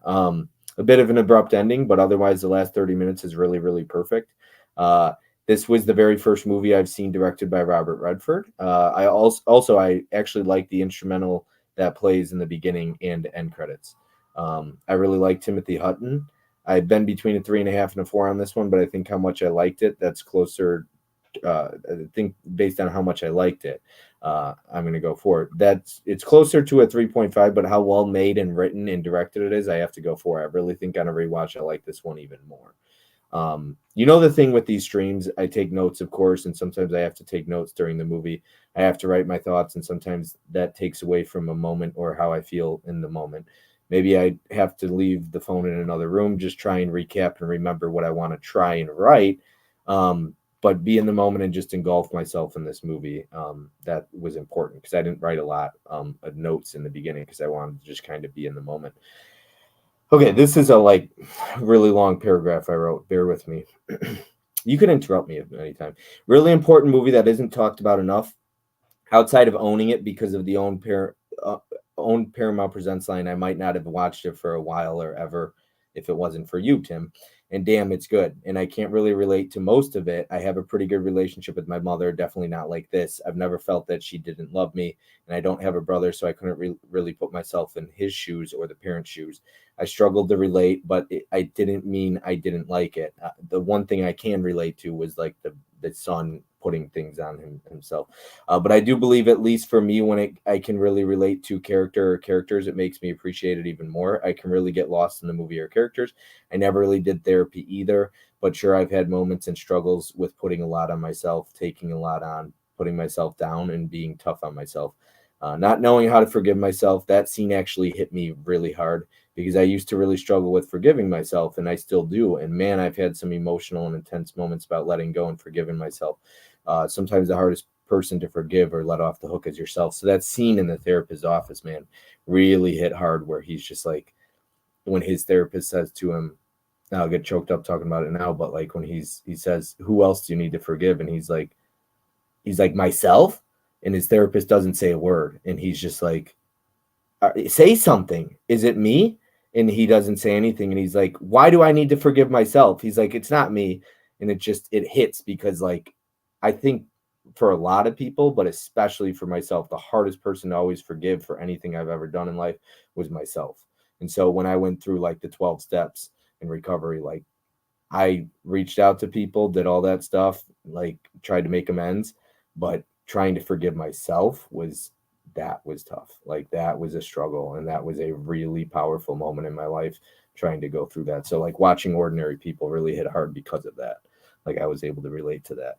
And so, do you ever feel like sometimes you talk about a movie like we're doing right now and you appreciate it even more? Oh yeah, that's happened. And Yeah. I'm actually wanting to, out of all of these, rewatch this one right now. Okay. You didn't get to this one? I didn't get to a rewatch of this because we only watched it like a year ago. Oh yeah. Yeah. Yeah. I'm so glad they did talk about what happened to the brother, though. I didn't know if that was going to come up. I like how they handle it though with like little flashbacks. You Uh-huh. know, you see little bits of the boat, and you kind of find out as the movie goes. Mhm. And then you get the ending, and it's just like I think I was talking to Mizzy. I told him he's got to watch this one, but I said he blames himself, but it's like he didn't let go. His brother almost is the one who let go. And what are you supposed to do? Jump in the water and then you both end up dying? Like Yeah, it's tough. And he was just probably so weak from the waves and everything like that. He couldn't even hold himself out. yeah. I got one last thing I wrote down here.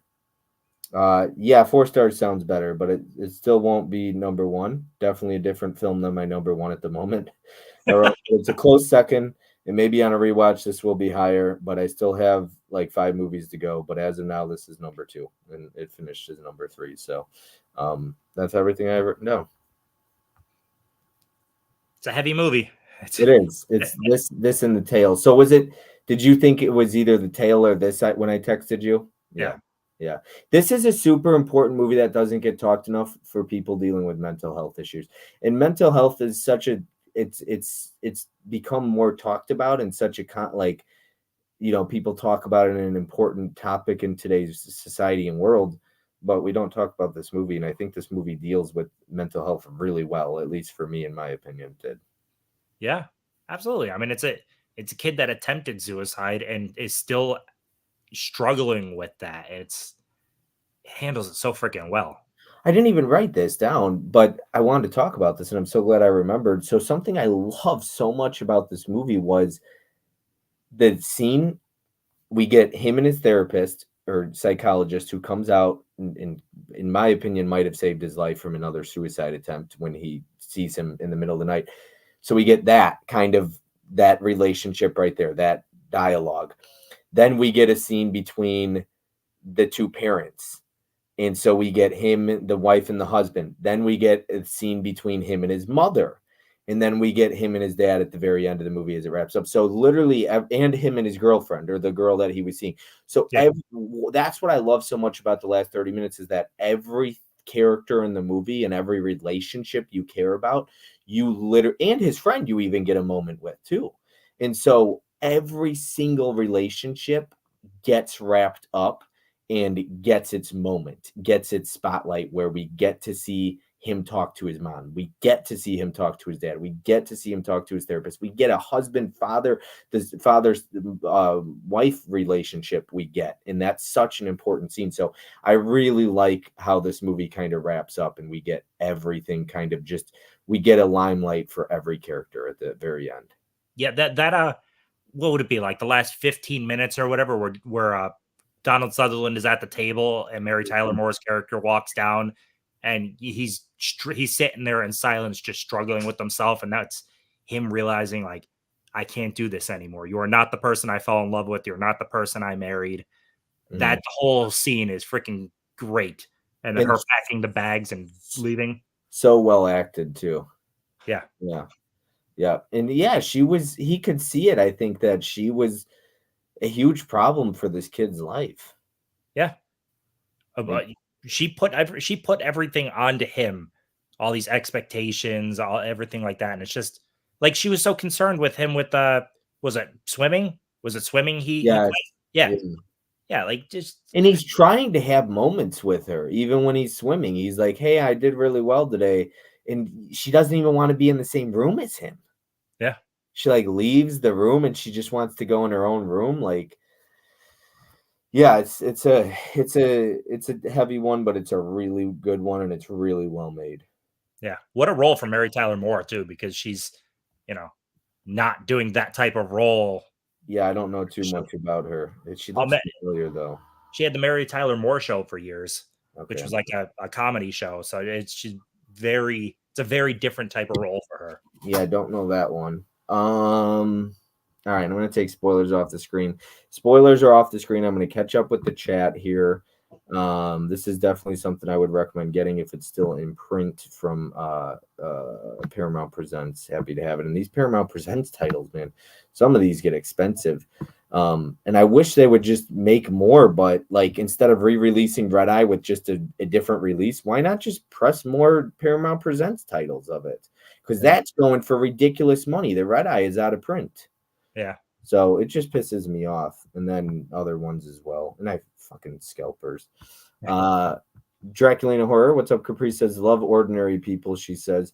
Tom Cruise says, yeah, if you Google anything about the Express, the Syracuse team hated the movie and wrote many letters to boycott it because of how many things in the film never happened. Jim Brown spoke about it too.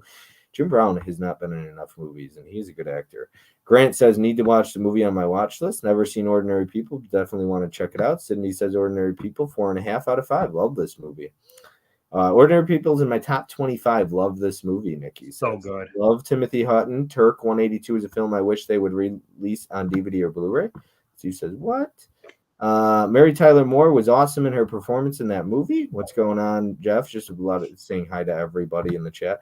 Hey, Steve, how are you? Losing a child has to be one of the worst things imaginable, Mizzy says. Completely agree. Can't imagine. Joe says, never seen Ordinary People. It's too close to home, so I always stayed away. I think Joe would like it, though. Sydney, Robert Redford did a great job directing Ordinary People. Sure did. Loved Mary Tyler Moore and Dick Van Dyke. Never seen. It's hard for Jim Brown to be in films about. Not Jim Brown, Rob Brown. I was talking about Rob Brown, not Jim Brown. I'm talking about Rob Brown, the actor in.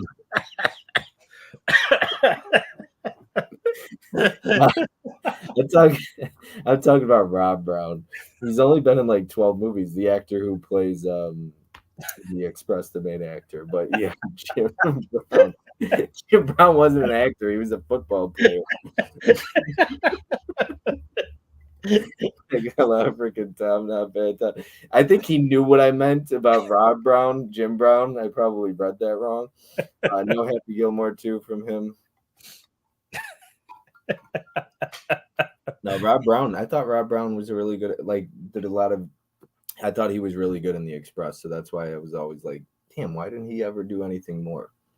And it is. Speaking of Jim Brown, though, it's too bad that Jim Brown didn't get to play with, the guy who Rob Brown played in that movie in the Express, because obviously he died right afterwards. But yeah, he passed. All right, long time ago. Okay, number 2. You want to dive into it? Yeah, I wonder which one of the two. I did not think the one of them would be in the top 2, though. I got to see the Dirty Dozen. You didn't think these would be in my top 2? No, one of them I have. One of these two I have as number 1 for you. So I anticipated you liking it a lot. Oh, okay. The other one I have at number 6. So it being number 2 is a surprise, but cool. Okay. All right. Well, you ready to dive into number 2? Yeah. All right. We got Jeff Bridges here and Tim Robbins. We got Arlington. Wow. Okay. Arlington Road is going to be number 2, which I think Sony put this out originally. I believe it's a Sony title. I thought this was really good. Where's my notes here? A lot better than what is it called? The bomb one, blast Blown away, away. blown away. Yeah, I like this a lot more than that. I mean, drastically different movie though. One's an Yeah, action. no, I watched them back to back though. So, all right, Arlington Road. I wrote strange ass opening credits. Pretty hooked from the beginning though. Have to see how the rest plays out. I took notes. I probably wrote multiple things down about Hope Davis. Thank you for putting a Hope Davis movie on my list. I really like Hope Davis. She is beautiful, and I wish she was in even more stuff. But she's actually a good actress too. Hope Davis is really good. So thank you for that. Some very fascinating camera work. Love the shot of just her one eye. Like, oh, that's good camera work in the parking garage, I believe it is. And it slowly blinks, like some other great shots in the movie as well. There was quite a few with like just one person, like one eye, half their face. A lot to break down with this one. I wrote, okay, I'm gonna try and It's hard to do much with this one without spoilers. yeah, so I'm gonna make sure to skip those comments. It's really well written. It moves steadily, and it's totally engaging and tense from the jump. What a movie, though! It's pretty wild how it ends. Um, Yeah, it Jeff is. Bridges is great as always. I need more Hope Davis in my life now. Tense throughout with elevated tense moments, like even tenser moments. And okay, the rest is going to be spoilers. I got to talk spoilers on this one. So I'm going to put spoilers up on the screen for Arlington Road. That's what we're talking about here. And spoilers, here we go. Okay, questions about the flashback scene involving the FBI. That was his wife then? Which point in the movie are we talking? Well, the one where the kid runs, like they're trying to like scope out that house or whatever, and there's a shootout, like that scene. I just rewatched this too, and I'm trying to picture which part of the movie you're It's the talking. one where the kid runs under the fence, under the barbed wire fence, and he runs to his parents, and then they just have a shootout with the FBI. Oh yes, yeah. You're talking about what with what his wife was involved in.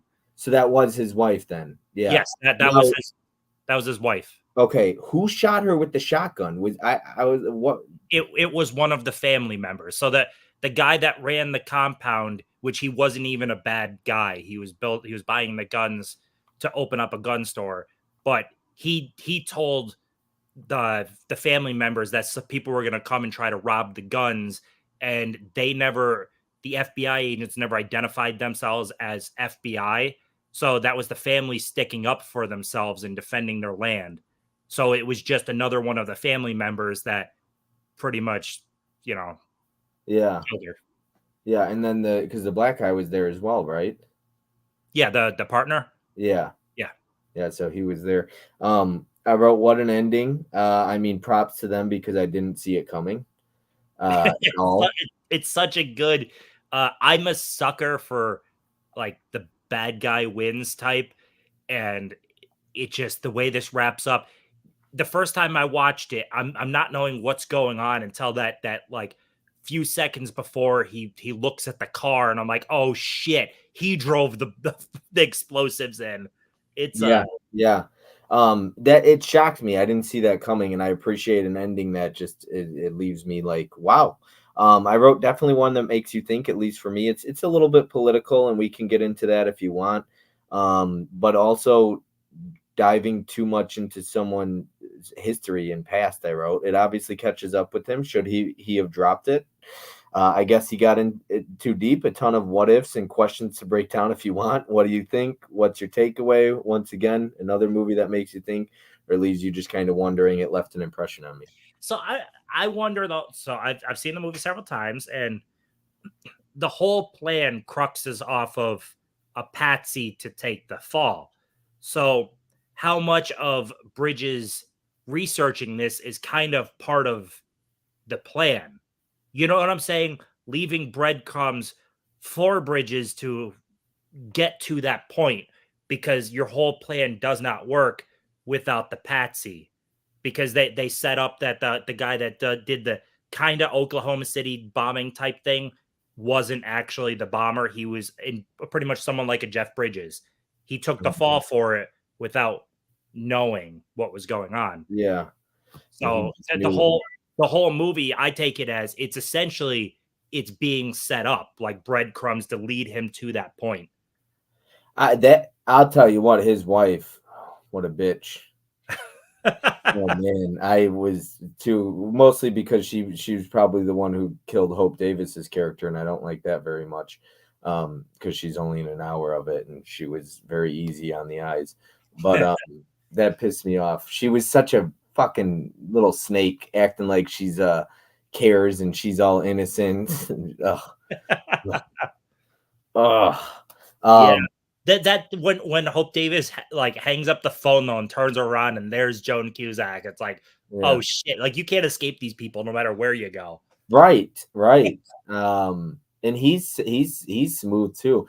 But you gave me Tim Robbins, so that's good, man. He can carry a film if he needs to as well. Good director.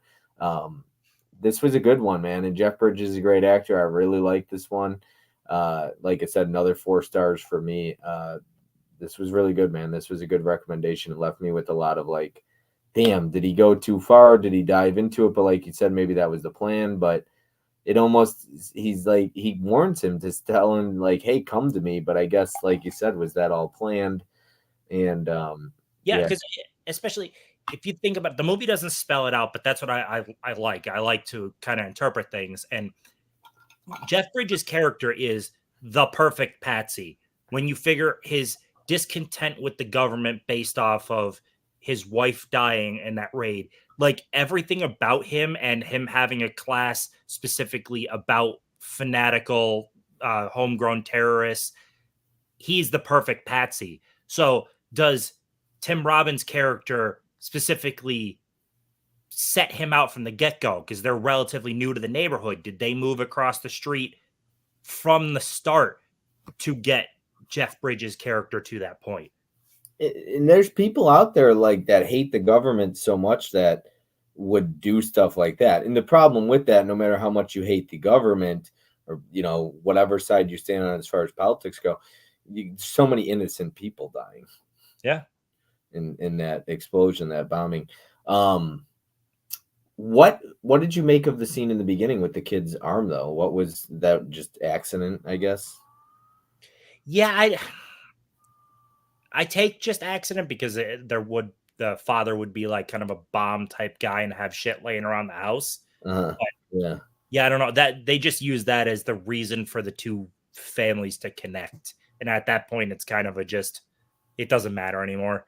It's fucked up that like the fact that he dies. That's what I like so much about this movie is it's so unpredictable. I didn't see that coming. I don't think you just don't see that. It's not a cliche ending at all. But man, he leaves his kid behind. So what? Tim Robbins would take his kid in? Yeah, that's the way I took it. Yeah, because Yeah. he was already getting along really well in the family, and like it's he completely destroys their life. Both of them are dead, and they take the kid.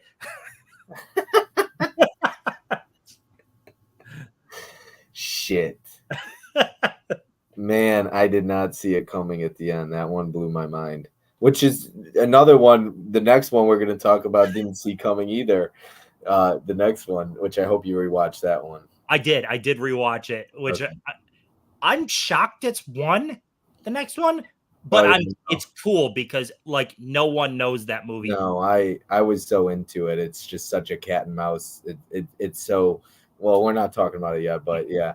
So we're gonna talk about number one. You ready to dive into the chat and then talk about number one? Yeah, Okay, cool. By the way, Sydney Eubanks, every movie is giving his thoughts and star rating. I appreciate that. It yeah. says Arlington Road, 4.5 out of 5. Fear, paranoia, and a lethal conspiracy, a deadly mix. Warning: take your anxiety medicine before watching this movie. Jeff Bridges, Tim Robbins, and Joan It Cusack. it keeps you engaged You the forgot entire. Hope Davis, Sydney. You forgot Hope Davis. Agreed, Jeff. That ending is the only way you could have ended the film, in my opinion. They could have copped out and went a different direction though. Oh, So for sure. They really could have. I put it on my list. Joe says, really, Joe? Go watch it now. Joe said he's seen 98 out of the 100 movies that were recommended to me. Well, Joe, you haven't seen this one. Yes, Johnny, never seen Arlington Road, never heard of it. He hasn't seen two of these. He hasn't seen the Ordinary People either. Arlington Road is a damn good movie. Growing up playing lacrosse in high school, then college on Long Island, Jim Brown was an idol of mine, one of the top three best lacrosse players of all time. He was one of the best football players of all time. Arlington Road is so badass. I love this movie. Great movie, like Arlington Road. I need to get it too. I think it's like out of print Blu-ray, not like overly expensive. Are you gonna like try to grab it or $30 to $40? Yeah, at some point I would like to grab it for sure. Yes, Ms. Jim Brown was, and I'm going to get you sucker. The thing, and I need to see Dirty Dozen, Tim Cruise. But the thing with, Arlington Road and like movies like this, with Kino Lorber and so many companies now re-releasing or releasing movies and stuff like that, I'd hate to buy Arlington Road for $40 and find out like later on it gets a Blu-ray. And I know Tom Cruise knows a lot more about rights issues than us, but you hate to buy movies that are out of print for $35 and then all of a sudden it gets a 4K. You're like, shit, that sucks. Yeah, that's an old Blu-ray too. That's from like early days of Blu-ray. Yeah. I mean, I would take a 4K of that. Only seen Arlington Road once, but I do remember thinking it was really good. Capri says, yeah, Tim Robbins is great. I agree. I like Tim Robbins a ton, and I didn't know who he was for the longest time until I watched like Fraternity Vacation, Bull Durham. Have you seen Bull Durham? Yeah. You like Bull Durham? Yeah. Okay, I love Bull Durham so much. I mean, Kevin Costner and everything, but Shawshank is number one Tim Robbins for me though. Yeah, I love Shawshank. I think it's an excellent movie, and I hadn't seen Shawshank or The Green Mile until last year for the first time, both of them. So, you ready for number one? Yeah, and I'm curious how many people in the chat will have seen this movie or even know it exists. Probably not a whole lot. It's got frickin' Ryan Reynolds in it too. I know. And Matthew Lillard and James Earl Jones. It's a good cast for a movie no one knows about. And it is going to be Finder's Fee. Matthew Lillard. I forget who the main actor is, but I actually really liked him a lot. Let's see what I wrote down. This was like the second movie I watched. Yeah. So I wrote Wild That Ending. That's the first thing I wrote. I wrote, you can see I gave this 4 stars as well. You can see what money does to a man, or that kind of money can do. Starts to create tension. It's so interesting watching the way this unfolds. Plus, you see Avery's character, and you're thinking you gotta watch. Okay, yeah. Yeah, he can't really. Yeah. Okay, I can't talk about this without spoilers. I just can't do it. So I got too. I don't want to accidentally read something, and I'm like, it's a spoiler. This movie, not knowing things. Yeah. If you listen to me talk spoilers on this one, you ruin the entire movie for yourself. You got to stay off of spoilers. So I'm going to put spoilers on the screen so I don't accidentally spoil this one. Doesn't matter if it's 10 years old or not, Tom Cruise. It is going up on the screen. So we're going to talk spoilers right after I catch up with the chat briefly. 2007, one of the first titles for the format for Sony. Okay, yeah. Arrow might release it, so hold off on the $40, Tom Cruise says. Arrow. Nice. I would take that. Blast from the Past. Wow, Tim, Finder's Fee, another never heard of. Tim stacking my list. Finder's Fee, pretty good movie. 3.5 out of 5, Sydney says. Yeah, I haven't heard of Finder's Fee, but Jeff Probst from the Survivor host directed it. Wow. I could see it either Arrow or Kino releasing it, but I'll definitely defer to Tom's wisdom on this. I could see either Arrow or Kino. Yeah, I could see Kino, but yeah, Arrow. Okay, we're going to talk spoilers. So, spoilers, if you're not muted us, seriously, I'll give you like 10 seconds before I dive into spoilers and ruin the entire movie for you. Okay, here we go. I wrote, it's so interesting to watch the way this unfolds. Plus, you see Avery's character and you're thinking he's this great guy, but he literally was lying the entire time. Avery wasn't the bus driver, I guess, because Avery, the real Avery, comes in at the end of the movie. His ID missing. Why was his ID did he do that on purpose so that it didn't have his picture? What was did you think of anything like that ID missing scene or no? No, there's certain things that are kind of left to you to figure out. Okay, I wrote, but if it's his brother-in-law, couldn't he contact and find a way to get a hold of him? So was it not his brother-in-law then? It was probably just a man living with him? So I was thinking it was his brother-in-law at the end, and it's just, he's taking that money, he's running. Yeah. That's why I was taking it. So some people on like the internet, when I looked it up, because I was looking up forums after the words, a lot of people said they think it's just a guy that was living with him and heard the voice message and decided to go there. So if that's the case, then he just wanted to steal a wallet. Well, if the guy knew, though, they already said in the movie that Avery played the same numbers, and everyone around would already know those numbers. Like, remember when Ryan Reynolds says that everyone in their neighborhood would Yeah, already know these numbers hit. So this guy, presumably, if he's in the situation to hear that voicemail, he would know those numbers are what hit. that's a good point. That is a good point. That's something I didn't, I guess, think about. I didn't put two and two together. I wonder if the real Avery knew the numbers hit. Yeah. I wonder, because he just came. It didn't sound like he was excited. Was his plan just to steal the wallet? Did he know he had a winning ticket? Which we just talked about. Was he planning on getting it to him until he realized he just came up with $6 million? Do you think he would have given it to him if he didn't know, like, that they came up with $6 million? Honestly, so many questions. He seemed like a good dude, saying, don't accuse because it can tear a group of friends apart. I love that scene. But then he also said left corner pocket, like he snitches on him. Yeah, well, that does everything he's doing is meticulously calculated to keep it going. You know what I'm saying? Like, everything he says is to keep the ball rolling and potentially get his hands on it. So like the don't the don't call because it'll tear the friend group apart is so that, hey, we don't know at that moment that that's just a winner. So that's just another lottery ticket in the pot so we can keep playing so I can win it. And then him looking in the drawer with the spoons and everything, he had to be looking for the card, right? Oh, yeah, absolutely. That's everything about the I have to make a call and stuff is just so he could snoop around. The guy obviously was able to to see what was going on. It was like you said, cat and mouse earlier, completely a cat and mouse game. Yeah. James Earl Jones' character knew what was going on the entire time, and it's the whole cat and mouse between them. Yeah. I wrote he said he had to have known about the winning ticket, and which is exactly what you're saying. Who was he calling? Is that why he went into the drawer? He knew the ticket was there. I wrote just a wild ending, thought he was doing the right thing. Honestly, this is one that isn't that deep. It's pretty simple on the surface, but it has layers and it just keeps going. At moments, it feels like it's about to drag, but something about this that was just so intriguing to me. Really like this one a ton. It's super unique in the way it unfolds, and I love the characters and dynamic between them. And then this Avery character, great scene with the old lady next door as well. He clearly cared about her, and then you see when the $6 million on the line, he shouts, "Would you shut the fuck up?" Yeah. And that's like such a heavy scene. And honestly, I enjoyed the dynamic with his girlfriend too. Everything about this worked for me. And what would you do? I mean, he cheats his friends. If he isn't caught, would he still do the right thing? Yeah, I mean his intention from the get-go was to steal the money. To keep the So money. it's just the what happened kind of made him come to terms with it's not mine. It belongs to Avery.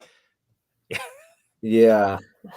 So what's funny though is watching What, it. would the cop take the money? Was he not going to put that in the lost and found? Oh, absolutely. If that was the real one going to the cop, I think the cop would have just taken it. Okay. Yeah. Yeah.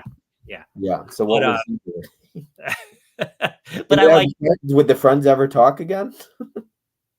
Matthew Lillard's character seemed like he still cared. He did. Yeah. And even Ryan Reynolds, like, just kind of walked away, just like shook his head, right? Yeah. Like disappointed almost. You know But what's man, the way he hits him in the head with the glass bottle. yeah, But that moment you were probably like, "What the fuck?" Right? yeah, for sure. Absolutely. No doubt. I was like, holy shit. But what's funny is a good chunk of the movie wouldn't have happened if all he did instead of swapping the lottery tickets, he just took the lottery ticket because wallets are often missing stuff when they're found anyways. Do you know what I mean? It's that Right. swapping of the lottery ticket that really screwed him over at that moment. Yeah.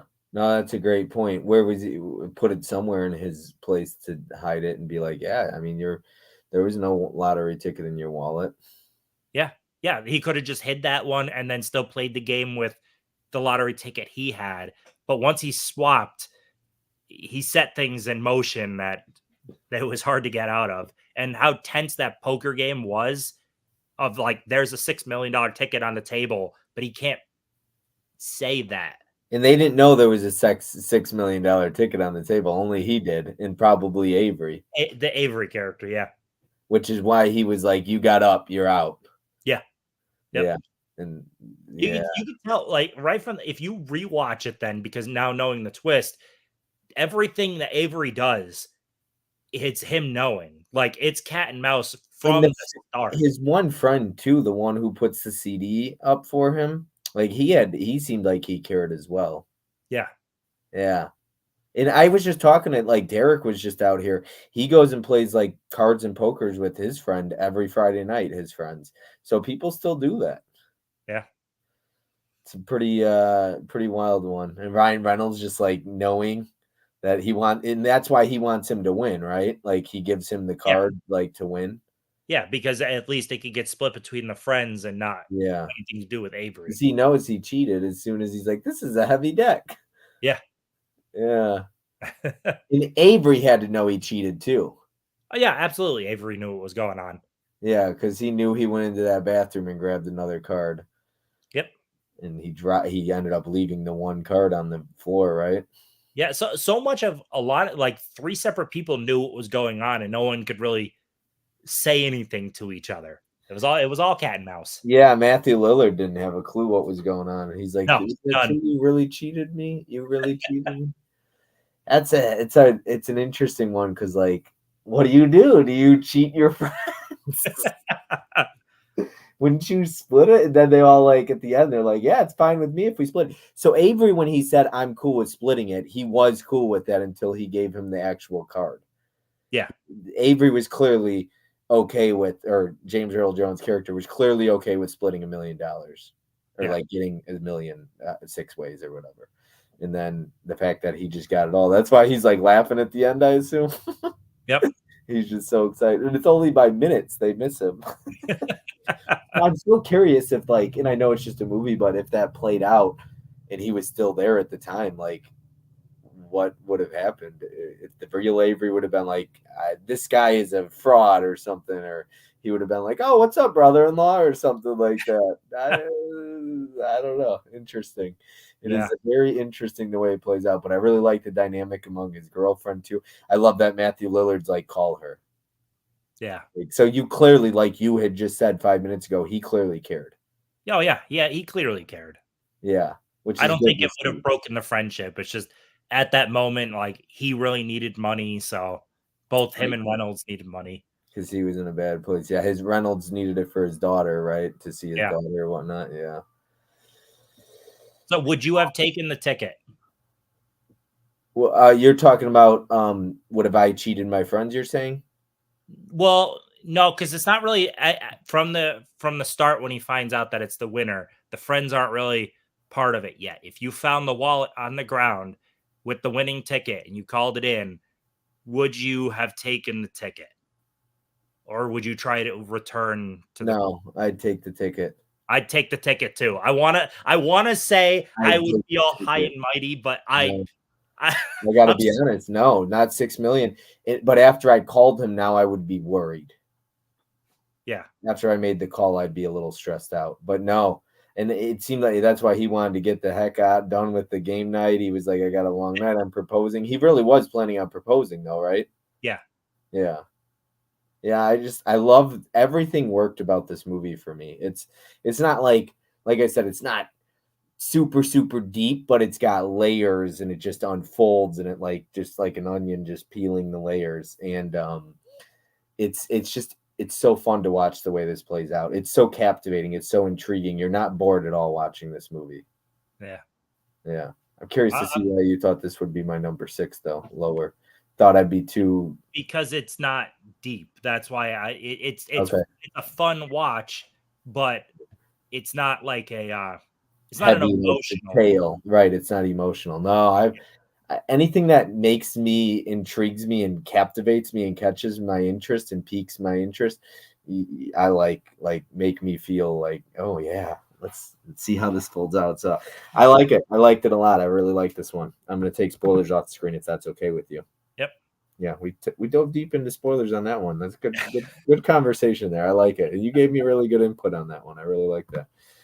We got Cody in the chat. Look at Film Addiction pops in. I haven't seen Film Addiction too much. A lot of book reading going on in his life right now. What's up, Cody?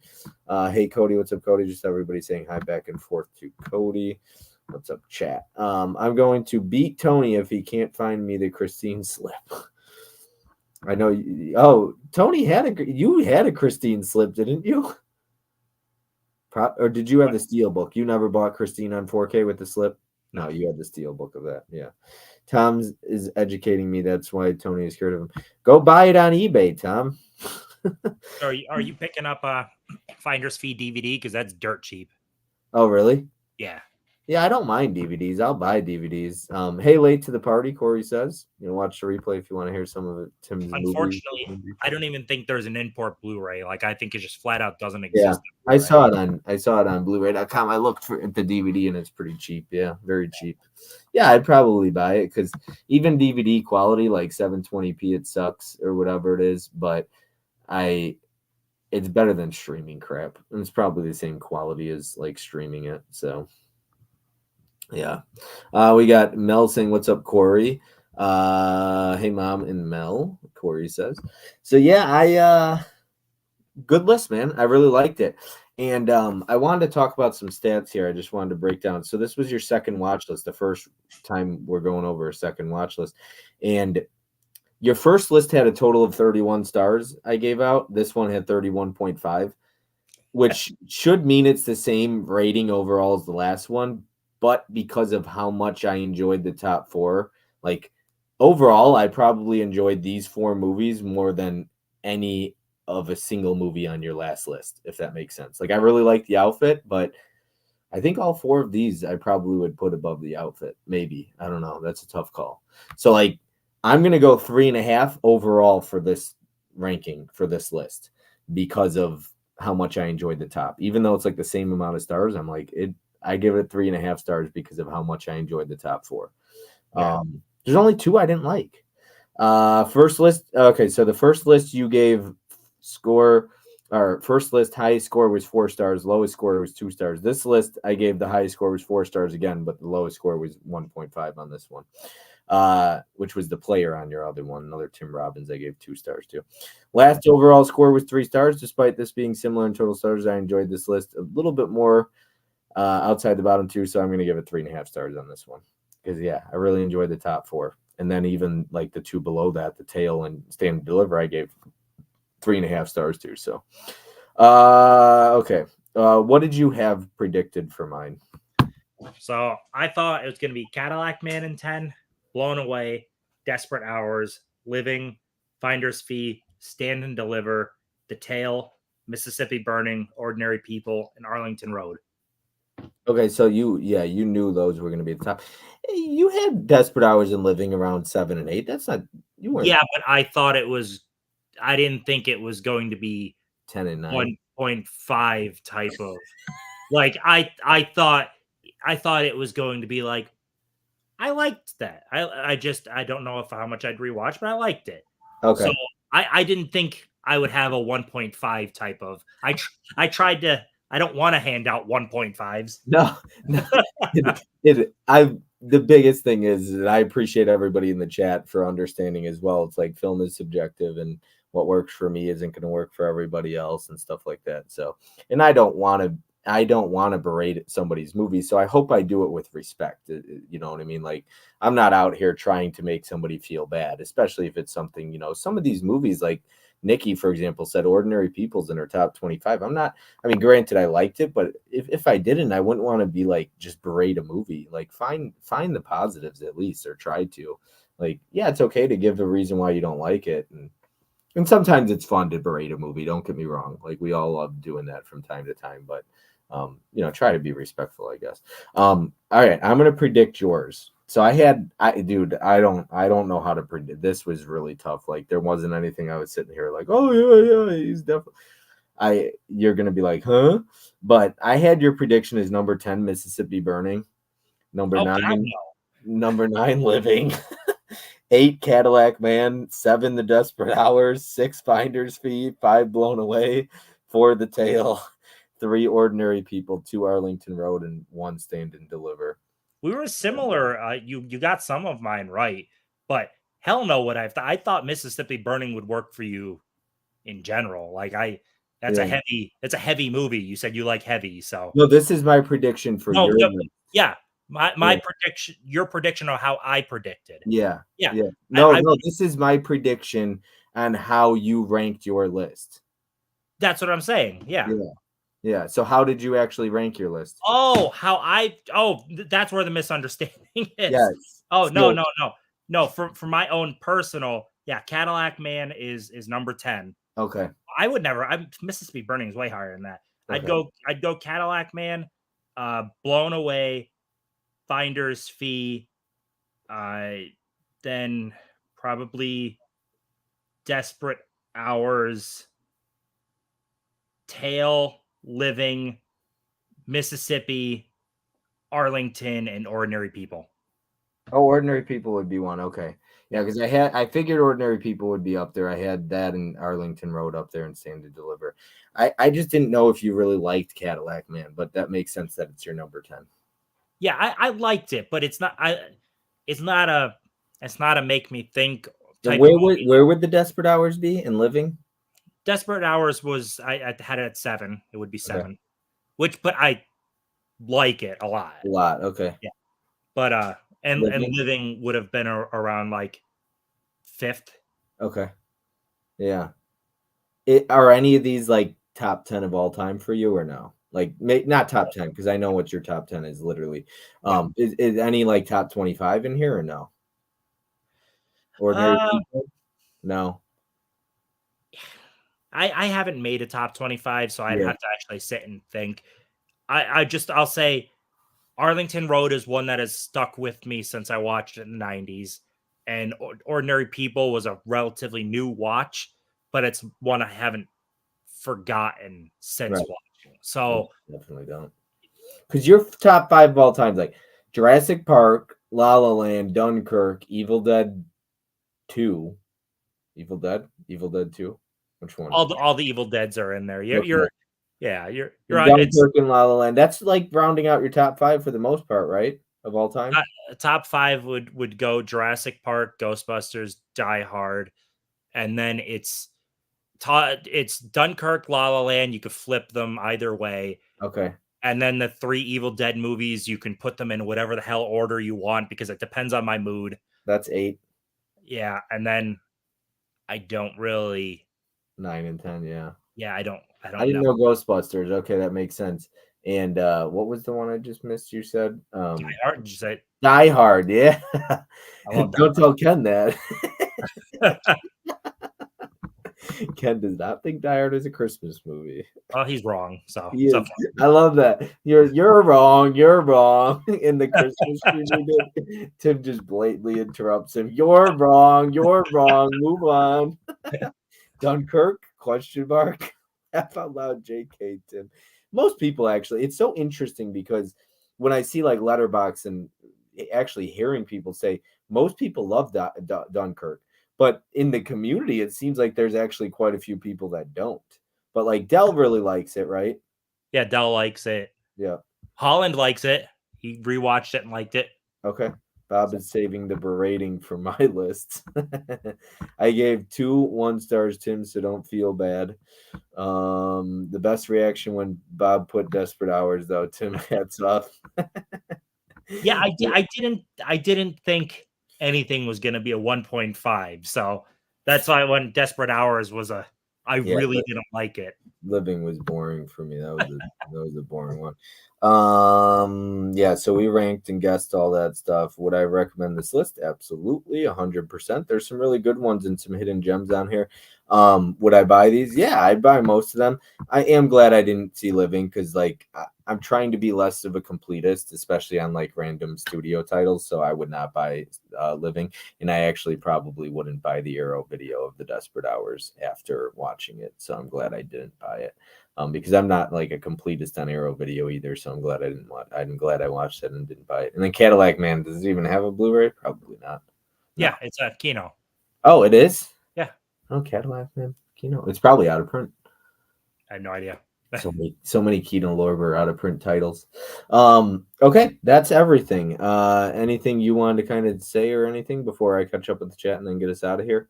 No, it was fun. I'm glad there was 4 stars.